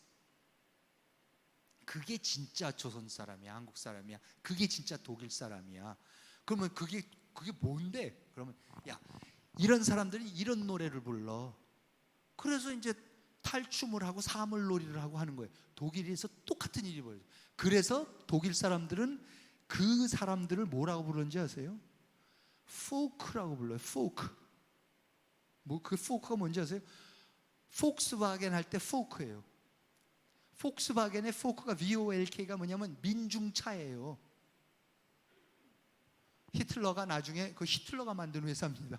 히틀러가 포퓰리즘 하려고 히틀러가 국민한테 차 한 대씩 주겠다고 그래서, 옛날에 우리나라 퍼블리카라는 차 있었는데 퍼블리카 만들 때 굉장히 개념이 비슷했어요. 국민한테 차 한 대씩 다 주겠다고 했었던 게 그게 국민차 폭스바겐에서 왔는데, 그 포크라는 개념이 미국으로 건너면 영어로는 그게 FOLK, 포크송, 우리가 알고 있는 포크송이에요.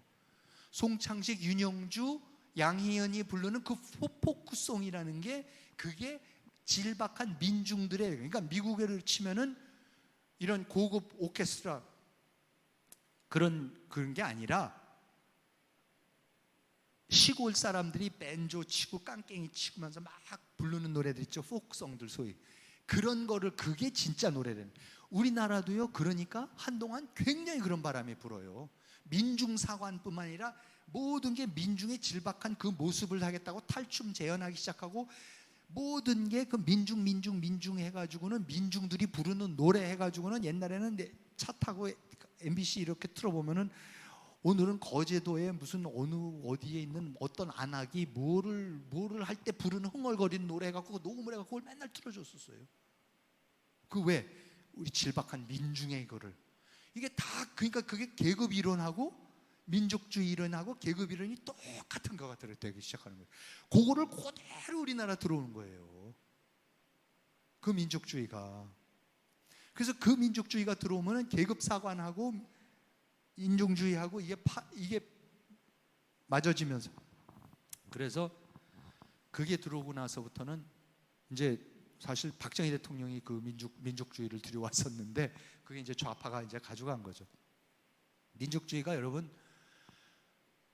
저는 뭐 이렇게 하나가 다 나쁘다 좋다 그런 거 세상에 없습니다. 인간이 하는 것 중에서 다 좋은 면이 있으니까 하는 거고, 민족주의에 굉장히 강하고 좋은 면이 있었고, 저 역시 대단한 나름대로 민족주의자였고 민족주의자이고, 그렇지만 이제 그게 어디까지가 민족주의냐 아니냐 문제, 이게 굉장히 중요한 문제가 되기 시작하는 거죠.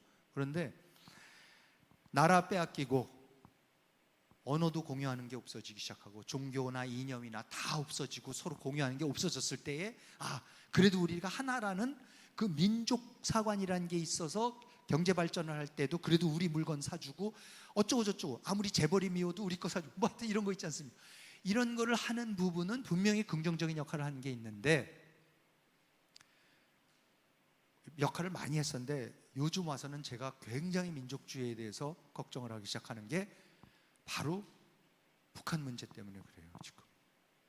그래서 저는 아예 전에 지난번에 와서도 말씀드렸지만 노골적으로 저는 민족주의의 가장 큰 문제는 저하고 김정은이가 같은 민족이라고 하는 얘기입니다. 저는 그 부분이 그게 민족주의라면 전 민족주의자 아닙니다. 김정은이하고 저하고 뭐가 같습니까? 왜 저희가 근데 같은 민족이라는 것뿐만 아니라 그러면은 마치 뭔가 해줘야 되는 것 같아. 뭔가 아무리 나쁜 짓을 해도 이해해줘야 되는 것 같고, 아무리 못된 짓을 해도 받아들여야 되고 양보해야 되는 것 같고, 이런 감이 들게 만드는 이상한 민족주의. 근데 그걸 김정은이가 너무 잘 알죠.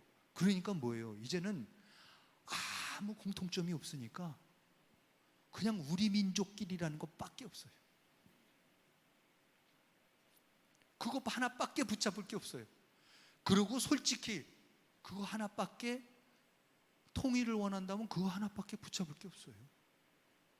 다른 이유는 굉장히 현실적인, 경제적인, 지정학적인 여러 가지 이유 때문에 우리가 통일을 해야 된다라지만, 민족주의가 가져다 주는 그 강렬한 끌림, 그냥 무조건 어쨌든 이유 여야 불문하고 우리가 원래 하나였으니까 다시 하나여야 된다는 그 강력한 당위가 사실 없어지면 이 통일 문제 같은 거는 굉장히 흔들릴 수밖에 없는 거는 저는 분명히 인정을 합니다. 그 부분도 우리가 헤쳐나가야 되는 부분이고 생각해 봐야 되는 부분이고, 아무튼 저는 그런 면에 있어서는 김정은이하고 저하고 같은 민족이다? 그게 만일의 민족주의라면 저는 그건 받아들일 수가 없어요. 그래서 지금 현재 우리 속에 이 5가지가 있습니다.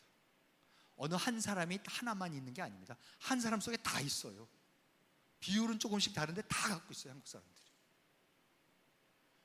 그러니까 이렇게 다릅니다. 너무나 다릅니다, 서로가. 그래서 저는 기독교 집안에서 자랐기 때문에 저는 아예 상상을 못해요. 저는 기독교 집안에서 자라고 미국만 가서 어려서 살았기 때문에 그냥 다 기독교인 줄 알았어요. 근데 지금 생각해 보면 제가 중학교 다닐 때 초등학교까지는 또 기독교 2대 부속 국민학교를 다녔으니까 또 미션 스쿨을 다녔으니까 맨날 월요일마다 저 채플 가고 그랬어야 되니까 그냥 그런가 보다 했었는데, 중학교 가니까 완전히 제사만 지내고 교회는 안 가본 친구들이 대부분이었고, 절에는 가면 같이 교회 가는 것 같이 세상에 어색하고 힘든 게 없는 친구들이 없었어요. 그렇게 달랐더라고요, 알고 보니까. 그러니까 그런 거는 사적인 차원의 얘기고, 이념적인 차원에서 달라지기 시작하면 근데 이게 어떻게 여기까지 왔는가, 여기까지 올 수 있었다는 건 정말 하나님의 뜻이다. 이게 어떻게 이렇게 다르고 이렇게 뿔뿔이 같고 상대방을 전혀 이해 못하는 이 사람들이 모여가지고 어떻게 여기까지 이 나라가 왔는지는 정말 미스테리 중에 저는 최고의 미스테리라고 생각합니다. 그래서 조금 더 할까요? 끝일까요? 그냥 조금만 더 하고 원래 계획한 대로 조금만 더 하겠습니다. 여러분들이 조선 사람이 어떻게 만들어진지 아까 제가 잠깐 말씀드린다고 그랬지 않습니까? 조선 사람 이전의 한국 사람, 그러니까 조선 사람 이전의 사람은 고려 사람이네요.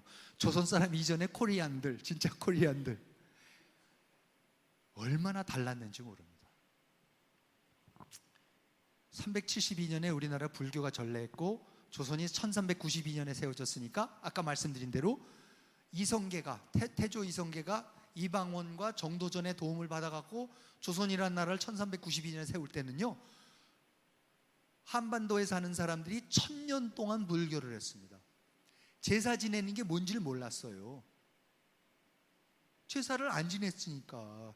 그러니까 주자성리학적으로 제사를 안 지냈지 않습니까? 다 절에 갔었죠. 그렇죠? 화장을 했었겠죠. 전부 다 불교식으로 다비식을 했겠죠. 그러니까 지금도 우리가 보면은 서울은 경주나 공주나 개성같이 신라나 백제나 고려의 도읍하고 전혀 모습이 달라요.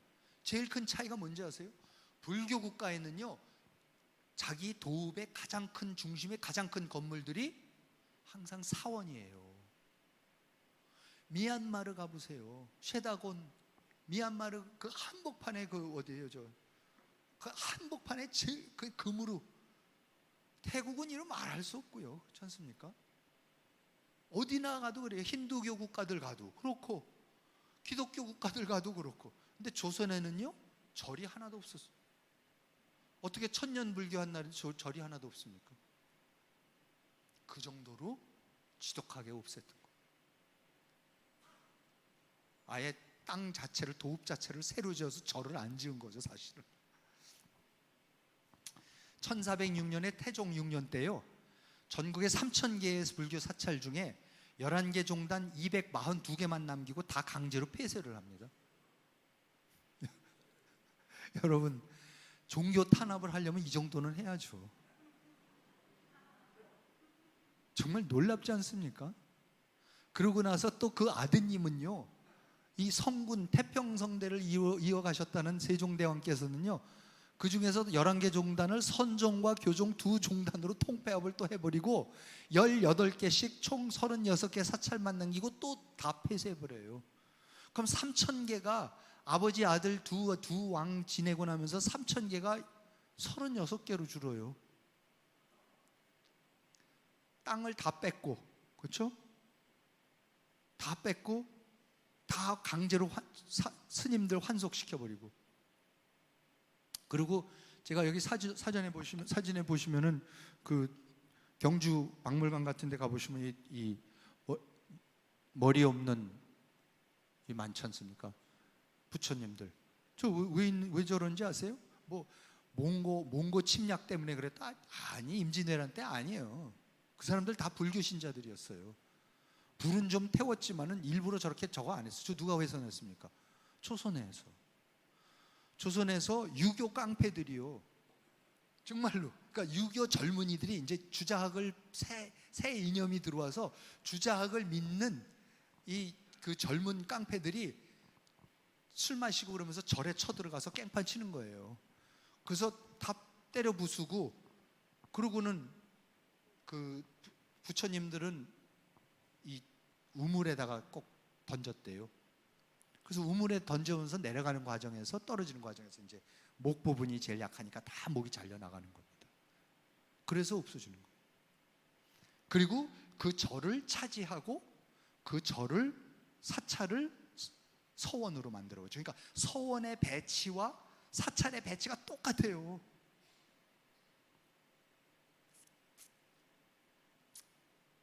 새벽 3시에 일어나가지고 그 염불하는 거 하고, 선비들도 꼭 새벽 3시에 일어나서 목욕제하고 글 공부하는 거 똑같아요. 그것도 똑같습니다. 자, 그런데 진짜 재밌는 부분이 이 부분입니다. 세종실록 12년에, 그러니까 세종 12년, 그러니까 1430년 음력 12월 22일 날 임금이 김종서하고 이제 대화를 합니다. 그래서 김종서에게 이르기를, 친형의 예는 우리나라에서 오랫동안 실시하지 않았는데 부윤, 고약해 등이 고래에 의거하여 이를 실행할 것을 요청하였다. 태종대에 친형의 예를 실시하자는 의논이 있었으나 나이 어린 처녀도 모두 결혼을 시킨 것은 친형을 행하기가 어려웠기 때문이었다. 그 어려운 이유란 무엇인가 하고 세종대왕이 김종서한테 질문을 이제 질의를 하는 겁니다. 근데 이제 답을 듣기 전에 질문이 뭔 질문인지 알아야죠, 우리가. 그럼 친형의 예는 뭐냐? 친형의 예는 우리나라에서 오랫동안 실시하지 않았다. 그래서 서울시장 고약해라는 분이 고래 옛날 예법, 이 왕조실록이나 조선의 어떤 기록에서 고래라 그러면 우리나라의 옛날 일이 아니라 중국의 고래입니다. 중국의 예법은 중국과 우리 구분을 안 했으니까 고래는 중국. 왜냐하면 우리는 바로 전이 고려가 불교였고 삼국시대가 불교였기 때문에 아예 인정을 안 했어요, 조선이. 그러니까 여기서 말하는 옛날 예법이라는 건 중국에서 한 예법이죠. 그 예법에 따라서, 그러니까 주자성리학에 따라서 친형을 실행할 것을 요청했는데, 사실 아버지 때에도 한번 친형이라는 걸 해보려고 했는데 나이 어린 처녀도 다 결혼을 시켜버려서 친형을 못했대. 그래서 우리가 지금 또 해보려고 그러는데 또 안 되는데 이거 왜 이렇게 안 되느냐고 묻는 거예요. 그러면 친형이 뭐냐? 친형은 결혼을 해서 여자가 남자 집에 가서 남자 집 조상님들이 있는 사당에 가서 조상님들 위패 앞에 가서 인사를 하면서 제가 오늘부로 이 댁으로 시집을 왔습니다라고 고하는 예예요. 그러니까 정식으로 결혼이 일어나는 게 그게 이제 정말 이제 핵심 결혼의 예죠. 신랑의 조상님께 가서 이 댁에 제 뼈를 묻으러 이 댁에 귀신이 되러 왔습니다. 이제 이런 예를 고하는 거죠. 근데 이 친형을 안 하겠다는 거예요. 아무리 하려고 해도 안 된다는 거예요. 그게 무슨 얘기냐? 친형이라는 거는 우리말로 하면 이런 거예요. 우리가 결혼을 할 때 결혼한다를 갖다가 여자는 결혼한다를 뭐라 그러죠? 시집 간다. 그러면 시집 간다라는 얘기는 뭡니까? 친형이에요. 시댁으로 가는 거예요. 시아버지, 시어머니 집으로 가는 게 시집 가는 거예요. 자기 부모님 집에서 살다가 시부모님 댁으로 살라 가는 게 시집 가는 거예요. 말 그대로. 그러면 남자는 결혼하는 게 장가 간다 그러잖아요. 그럼 장가 가는 거 뭐겠어요? 장인 장모 댁으로 가는 게 장가 가는 거예요. 근데 여러분, 여자는 시집 가고 남자는 장가 가고 그럼 됩니까? 이혼이죠. 결혼이 아니라 시작도 하기 전에 이혼이죠. 그러네요. 아예 이혼이네요. 그러면 그 말이 안 되죠. 그러니까 이게 무슨 얘기입니까? 이때까지만 해도 조선 사람은 뭐만 했어요? 장가만 갔어요. 결혼을 하면요, 남자가 여자 집에 가서 살았어요. 아무도 여자가 남자 집에 가서 살지 않았어요. 결혼하면. 그래서 우리가 아직도 장가 간다는 말이 있어요. 그리고 장가 가는 흔적 남은 게 뭔지 아세요? 신혼여행 갔다가 와서 하룻밤 자잖아요. 장인 장모 댁에 가서. 그게 남아있어요. 근데 김종서의 답이 기가 막힙니다. 종서가 대답하기를 우리나라의 풍속은 남자가 여자의 집으로 가는 것이 그 유래가 오래입니다. 그래요. 원래 우리는 그랬습니다. 만일 여자가 남자의 집으로 들어가게 된다면 곧 거기에 필요한 노비, 의복, 기명을 여자의 집에서 모두 마련해야 되기 때문에 그것이 곤란하여 어렵게 되는 것입니다. 이게 무슨 얘기예요? 모든 경제력은 여자 집에서 다 갖고 있었고, 그래서 남자 하나를 데려와서 하나 더 한 식구 더 먹여 살리는 건 별 문제가 없는데, 지금 내 딸을 저 집에 보내려면 저 남자 집에는 아무것도 없는데 그럼 얘가 필요한 것까지 다 보내야 될 텐데 그거 할 수 있는 사람은 없다는 거예요. 남자의 집이 만일 부자라면 곧 친부를 접대하는 것이 어렵지 않겠지만 가난한 사람은 부담하기가 매우 어렵기 때문에 남자 집에서도 일을 꺼려왔습니다. 경제학적으로 이게 안 되는 거예요. 왜냐하면 여자가 경제력을 갖고 있었고 남자는 얹혀서 사는 거예요. 굉장히 좋은 세상이었던 것 같습니다. 굉장히 좋은 세상이었던 것 같습니다. 그랬더니요, 세종이 뭐라고 하는지 아세요? 임금이 말하기를 이 예법이 과연 갑작스레 실시될 수 없다면 왕실에서 먼저 실시하여 사대부들로 하여금 본받게 한다면 어떨까? 이런 게 이제 세종이 잘하는 거예요. 아니 종서가 대답하기를 정말 말씀과 같이 하시와 왕실에서부터 먼저 실시하시고 아래에서 행하지 않는 사람에게도 죄를 주지 않는다면, 그냥 막 죄를 줬거든 그냥 안 한다고. 고래를 행할 뜻을 가진 사람은 저절로 따라올 것이며 그렇게 해서 오래되면 온 나라에서 저절로 행하게 될 것이다 하며 임금이 그렇다 하였다. 그러고는 임금이 지독한 사람이라는 게 그 약속을 지킵니다. 그래서 세종 17년 윤평으로 가선대부 파원군을 삼으니 윤평은 판봉상시사 윤창의 아들로서 장차 숙신 옹주가 그에게 시집가기 때문이었다. 옹주는 바로 태종의 궁인소생이다. 그러니까 판봉상시사는 그 뭐죠? 무덤 왕실의 그 묘를 지키는 묘지기예요, 묘지기. 묘지기의 아들 윤평한테 대부 파원군이라는 이제 칭호를 내리고 군으로 봉해주고, 근데 그 이유가 뭐냐면 숙신옹주가 그 사람한테 시집을 가는 거예요, 이제. 그러니까 근데 숙신옹주가 누구냐면 태종의 궁인소생, 그러니까 태종의 후궁소생인 거죠. 그러니까 자기는 세종은 중전심씨 소원왕후의 태생이니까 자기 이제 저거고, 그러니까 자기 이복 여동생을 판봉상지사한테 시집을 보내는 거, 실험을 해보는 거예요. 최초로 시집 보내는 실험을 하는 겁니다. 모르모트예요, 모르모트. 해도 되는 건가 해보는 거예요. 그래서 그 다음 3월 4일 날 나흘 닷새 후에 파원군 윤평이 숙신옹주를 친히 맞아가니 본국에서의 친형이 이로부터 비롯되었다. 여러분 생각해보세요. 최초로 시집간 여자예요. 조선에서 본국에서 친형이 최초로 시집간. 그전엔 장가만 갔어요. 세상을 받고 나도 전부 다 한국 사람들, 남존여비, 여필종부, 여자는 뭐 남자 집에 가서 뼈를 먹고 뭐 귀신이 돼야 되는 거, 맨날 뭐 그런 것만 우리가 들어와서 그냥 한국 사람은 그냥 전통적으로 원래가, 이거 지금 500년도 안 됐어요. 500년 저 1400이니까 500년 더 됐구나. 이제 600년 거의 600년도 넘네. 하여튼 600년 하려 그러는데요. 이게 안 들어먹어요. 이게 쉽게 안 바뀝니다. 세종대왕 말대로 쉽게 안 바뀌어요. 걱정대로 이때. 그리고 실제로 왕실에서 주자가래에 의해서 왕이 장가를 가져 시집 오는 이 주자가래대로 따라서 한 최초의 왕이 중종이에요. 중종.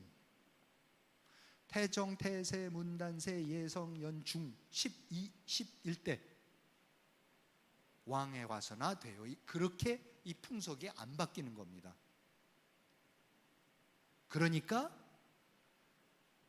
율곡이요, 어머니 신사임당의 친정인 강릉 오죽헌에 가서 자랐다라는 것은 하나도 이상한 게 아니에요. 그것도 더 우리가 역사에서 잘못 배우는 게, 그게 친정이 요즘 마이미의 친정이 아니에요. 거기 자기 어머니 집이에요. 외가예요, 외가. 자기 외할머니가 사는 데예요. 자기 외할아버지가 장가 들어서 살고 자기 아버지 신명화도 장가 들어서 사는 거고, 자기 남편 이원수도 장가를 들어와요. 신사임당이 왜 그렇게 영민하고 똑똑하고 교육 수준이 높고 그랬습니까? 여자가 경제력을 잡고 있고 남자가 더부살이 와서 얹혀서 사는 데에서 자기네가 경제권 다 갖고 있고, 여기도 아저씨 외할아버지 이사원과 아버지 신명화의 사랑을 듬뿍 받으면서 교육을 다 받아요. 100년, 200년 후에 조선의 여성하고는 완전히 처지가 다릅니다. 우리가 알고 있는 그 조선의 여성과는 이거로부터 200년 후, 특히 병자호란 이후부터 완전 임진왜란 병자호란을 겪고 나서부터 여성의 지위가 급전직하로 떨어집니다.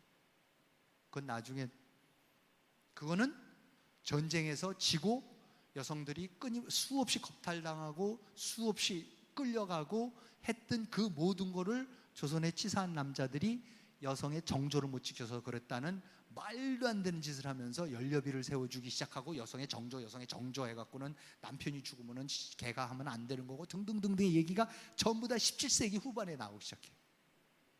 그런 엄청난 심리학적인, 심리적인, 국가적인 재난이었지만 이런 충격이 오고 이런 거에서 나오는 그런 모습들 때문에 우리가 알고 있는 남존여비 사상, 이런 것이 나중에 고착이 되는 거지만은, 아무튼 율곡 때까지만 하더라도, 그리고 우리가 알고 있는 조선 초기 중기까지의 모든 주자 성리학자들은 전부 다 처가에 선산해가 묻혀 있다는 사실을 합니다. 전부 다 처가에 선산해가 묻혀. 조사해 보세요. 이렇게 세상이 달랐습니다. 그래서 아까 말씀드렸죠.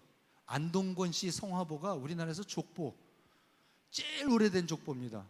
1476년에 만들어집니다. 그전엔 족보가 없었습니다, 여러분. 지금 우리가 갖고 있는 족보 다 거짓말입니다. 완전 조작입니다. 왜냐하면 아예 부계 혈통을 따지질 않았는데요. 남자가 여자 집에 가서 살았는데요. 뭐가 그렇게 그게 뭐가 제사도 안 지냈는데. 그래서 여기에 보면 서거정이, 그 유명한 학자 서거정이 서문을 썼어요. 이 그 완동 권씨 성화보에 축하한다. 당신들 이제 썼다. 그러면서 근데 뭐라고 썼는지 아세요? 우리나라엔 예로부터 종법도 없고 보첩도 없어서 겨우 몇 대만 지나면 조상의 명호를 잊어버리는 것이 예사로 되어 있어 친족과 조상을 존경할 수 있는 근거를 잃어버렸다. 이렇게 되어서는 효제를 권장하고 예속을 성취시키고자 해도 불가능하기 때문에 이 보첩을 만들게 되었다. 쪽으로 우린 그런 거 안 따졌기 때문에 조상이 누군지도 잘 모르고 멧돼지 할아버지가 어쩌고 저쩌고 무슨 공파 뭐가 어쩌고 이거 아무것도 몰랐던 거죠. 그러니까 이래서는 되냐? 중국 사람들은 그거 다 아는데. 그래서 종법 제도를 들여왔는데. 그래서 그때부터 이런 거를 하기 시작하고 시집을 보내면은 아까 말씀드렸죠. 남자 집 사당에 가서 거기 조상의 위패 앞에 가서 인사를 해야 되는데 사당이 있어야 할 거 아니에요. 근데 사당이 있었습니까? 없어요. 절에만 갔는데. 사당을 지으라고 난리가 납니다. 조선 초에 왕조실록 보면 내내 사당 지었냐 태조부터 시작해서 계속해서 나와요. 그러다가 세종 13년에 돌아와서 이게 굉장히 재밌어서 시좌소에서 돌아와 경연에 나갔다. 임금이 이긍 신하 이긍에 이르기를 서울과 지방의 사대부와 서인의 집에 모두 사당을 세웠는가? 그러니까 몇 대째 지금 사당 세워라 아니면 벌 주고 난리를 쳤거든요.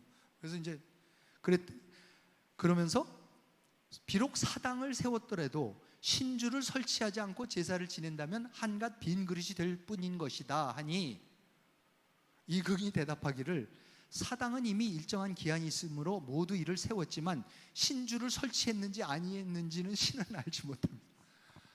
하도 지으라 하니까 지었는데 그 속에서 뭘 하는지는 모르는 거죠. 이제 신주 딴지를 모시는 게 뭔지를 모르는 거예요 지금. 그러니까 어떡합니까?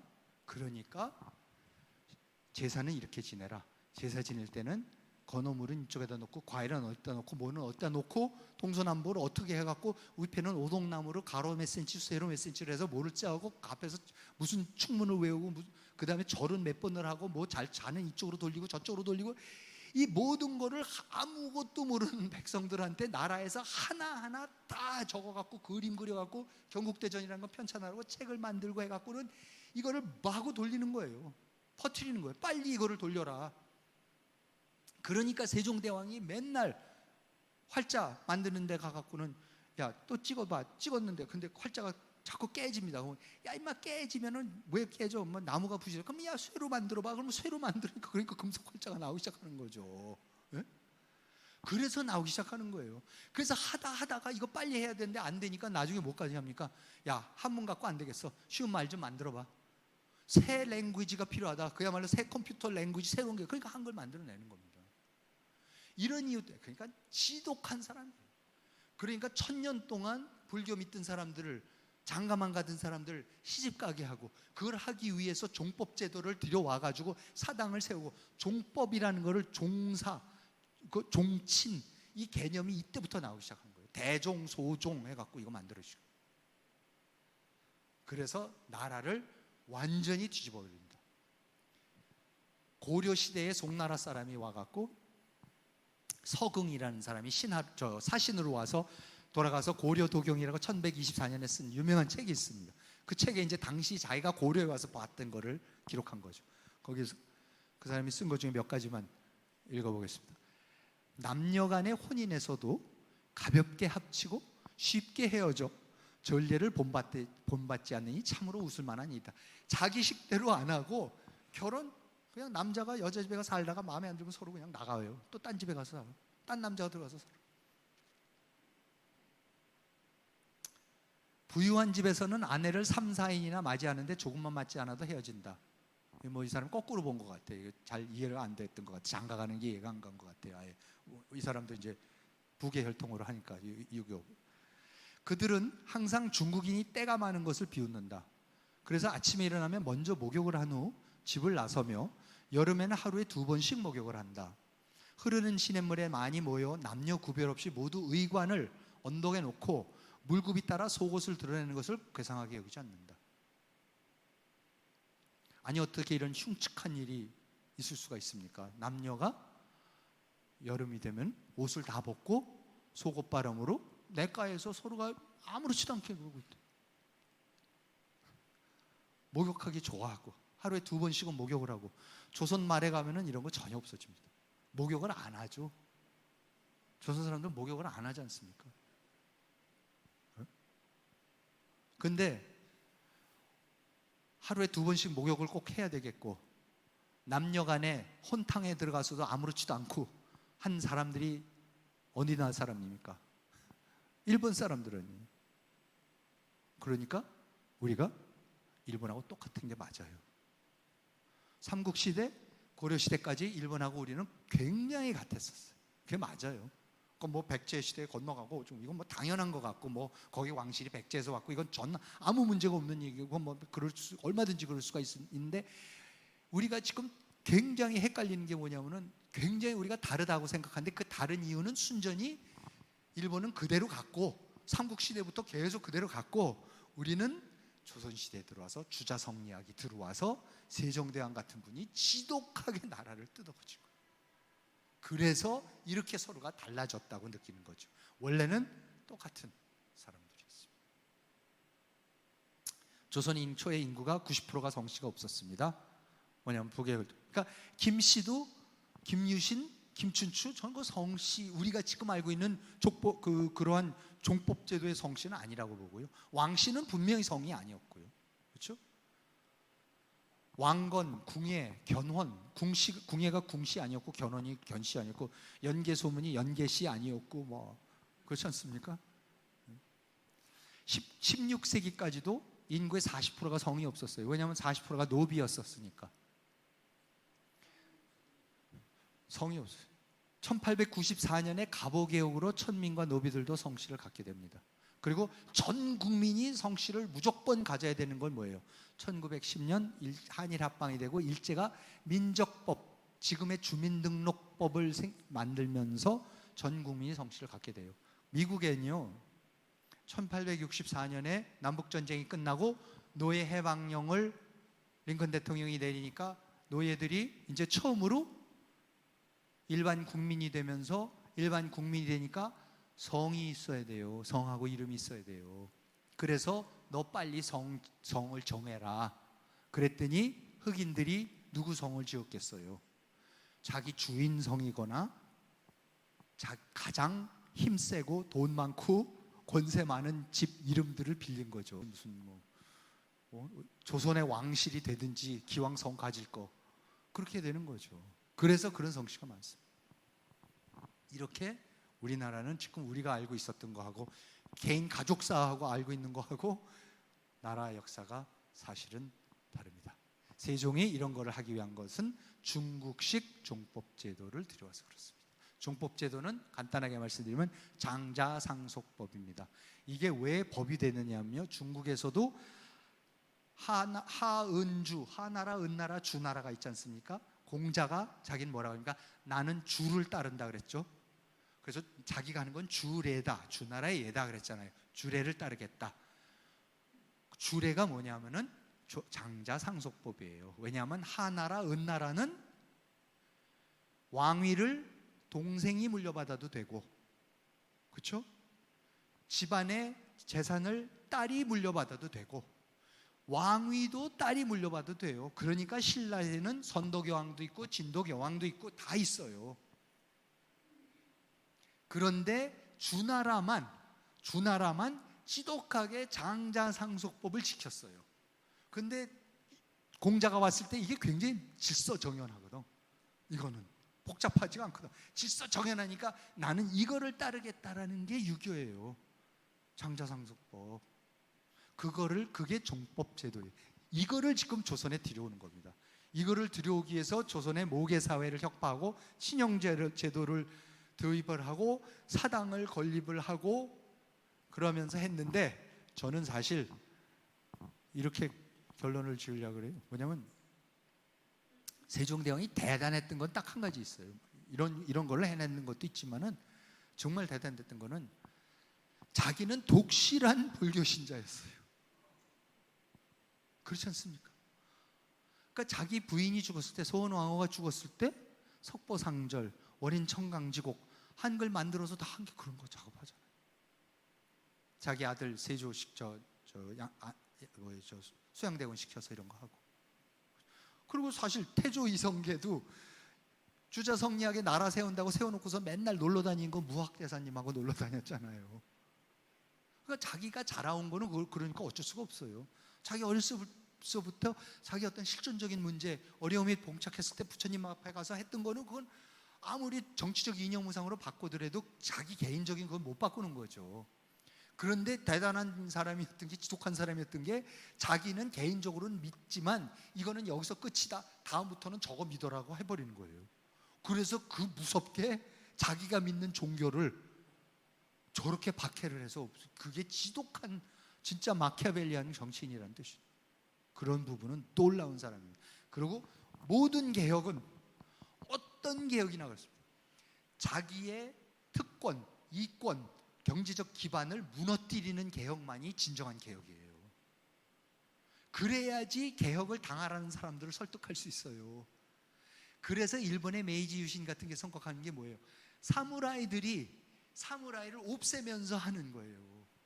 사무라이들이 반란을 일으키면 또 전직 사무라이들 가서 죽이면서까지 안 돼. 우리 사무라이 없애야 돼. 우리가 사무라이 갖고 좋은 점 다 알지만 이제 그거 갖고 안 돼. 근대 국가 세우려면 사무라이, 이 상농공상, 이 신분차별 없애야 돼. 이러고 바꿔버리는 거예요. 그러니까 성공을 해. 그러니까 조선의 세종의 개혁이 성공을 한 거고, 일본의 사무라이들의 메이주시 성공을 하는 겁니다. 그래서 고역의 주체자들이 경제적 사상적 기반을 거부할 수 있어야지 개혁이 된다라는 것을 말씀을 드리고, 그래서 오늘 딱 두 가지입니다. 조선은 없어졌고, 조선을 대신할 수 있는 나라를 만들기 위해서, 찾기 위해서 우리가 다섯 가지를, 신중적 척사, 친일개화, 친미기독교, 친소공산주의, 인종적 민족주의, 이 다섯 가지로 지금 나눠져 있고, 그 다섯 가지를 갖고 이거를 어떤 조화를 이루어서 어떻게 만들어가야 되는 것 갖고 끊임없이 지금 싸우고 있고 투쟁하고 있는 거고, 우리 사회는 놀랍게 그럼에도 불구하고 놀랍게 조선의 봉건적인 요소가 엄청나게 남아 있습니다. 지금 말씀드린 이 종법제도 이런 거요, 뭐 마산에 계시니까 더 잘 아시겠지만 엄청나게 강하게 작동하고 있습니다. 아직도 무지하게 전근대적인 봉건적인 체제가 굉장히 강하게 작동하니까, 저는 목사님이 이런 험지에 들어오셔서 하신다는 게 참 존경스럽고 놀랍고 그렇습니다. 사실 문명 충돌도 이런 문명 충돌이 없습니다.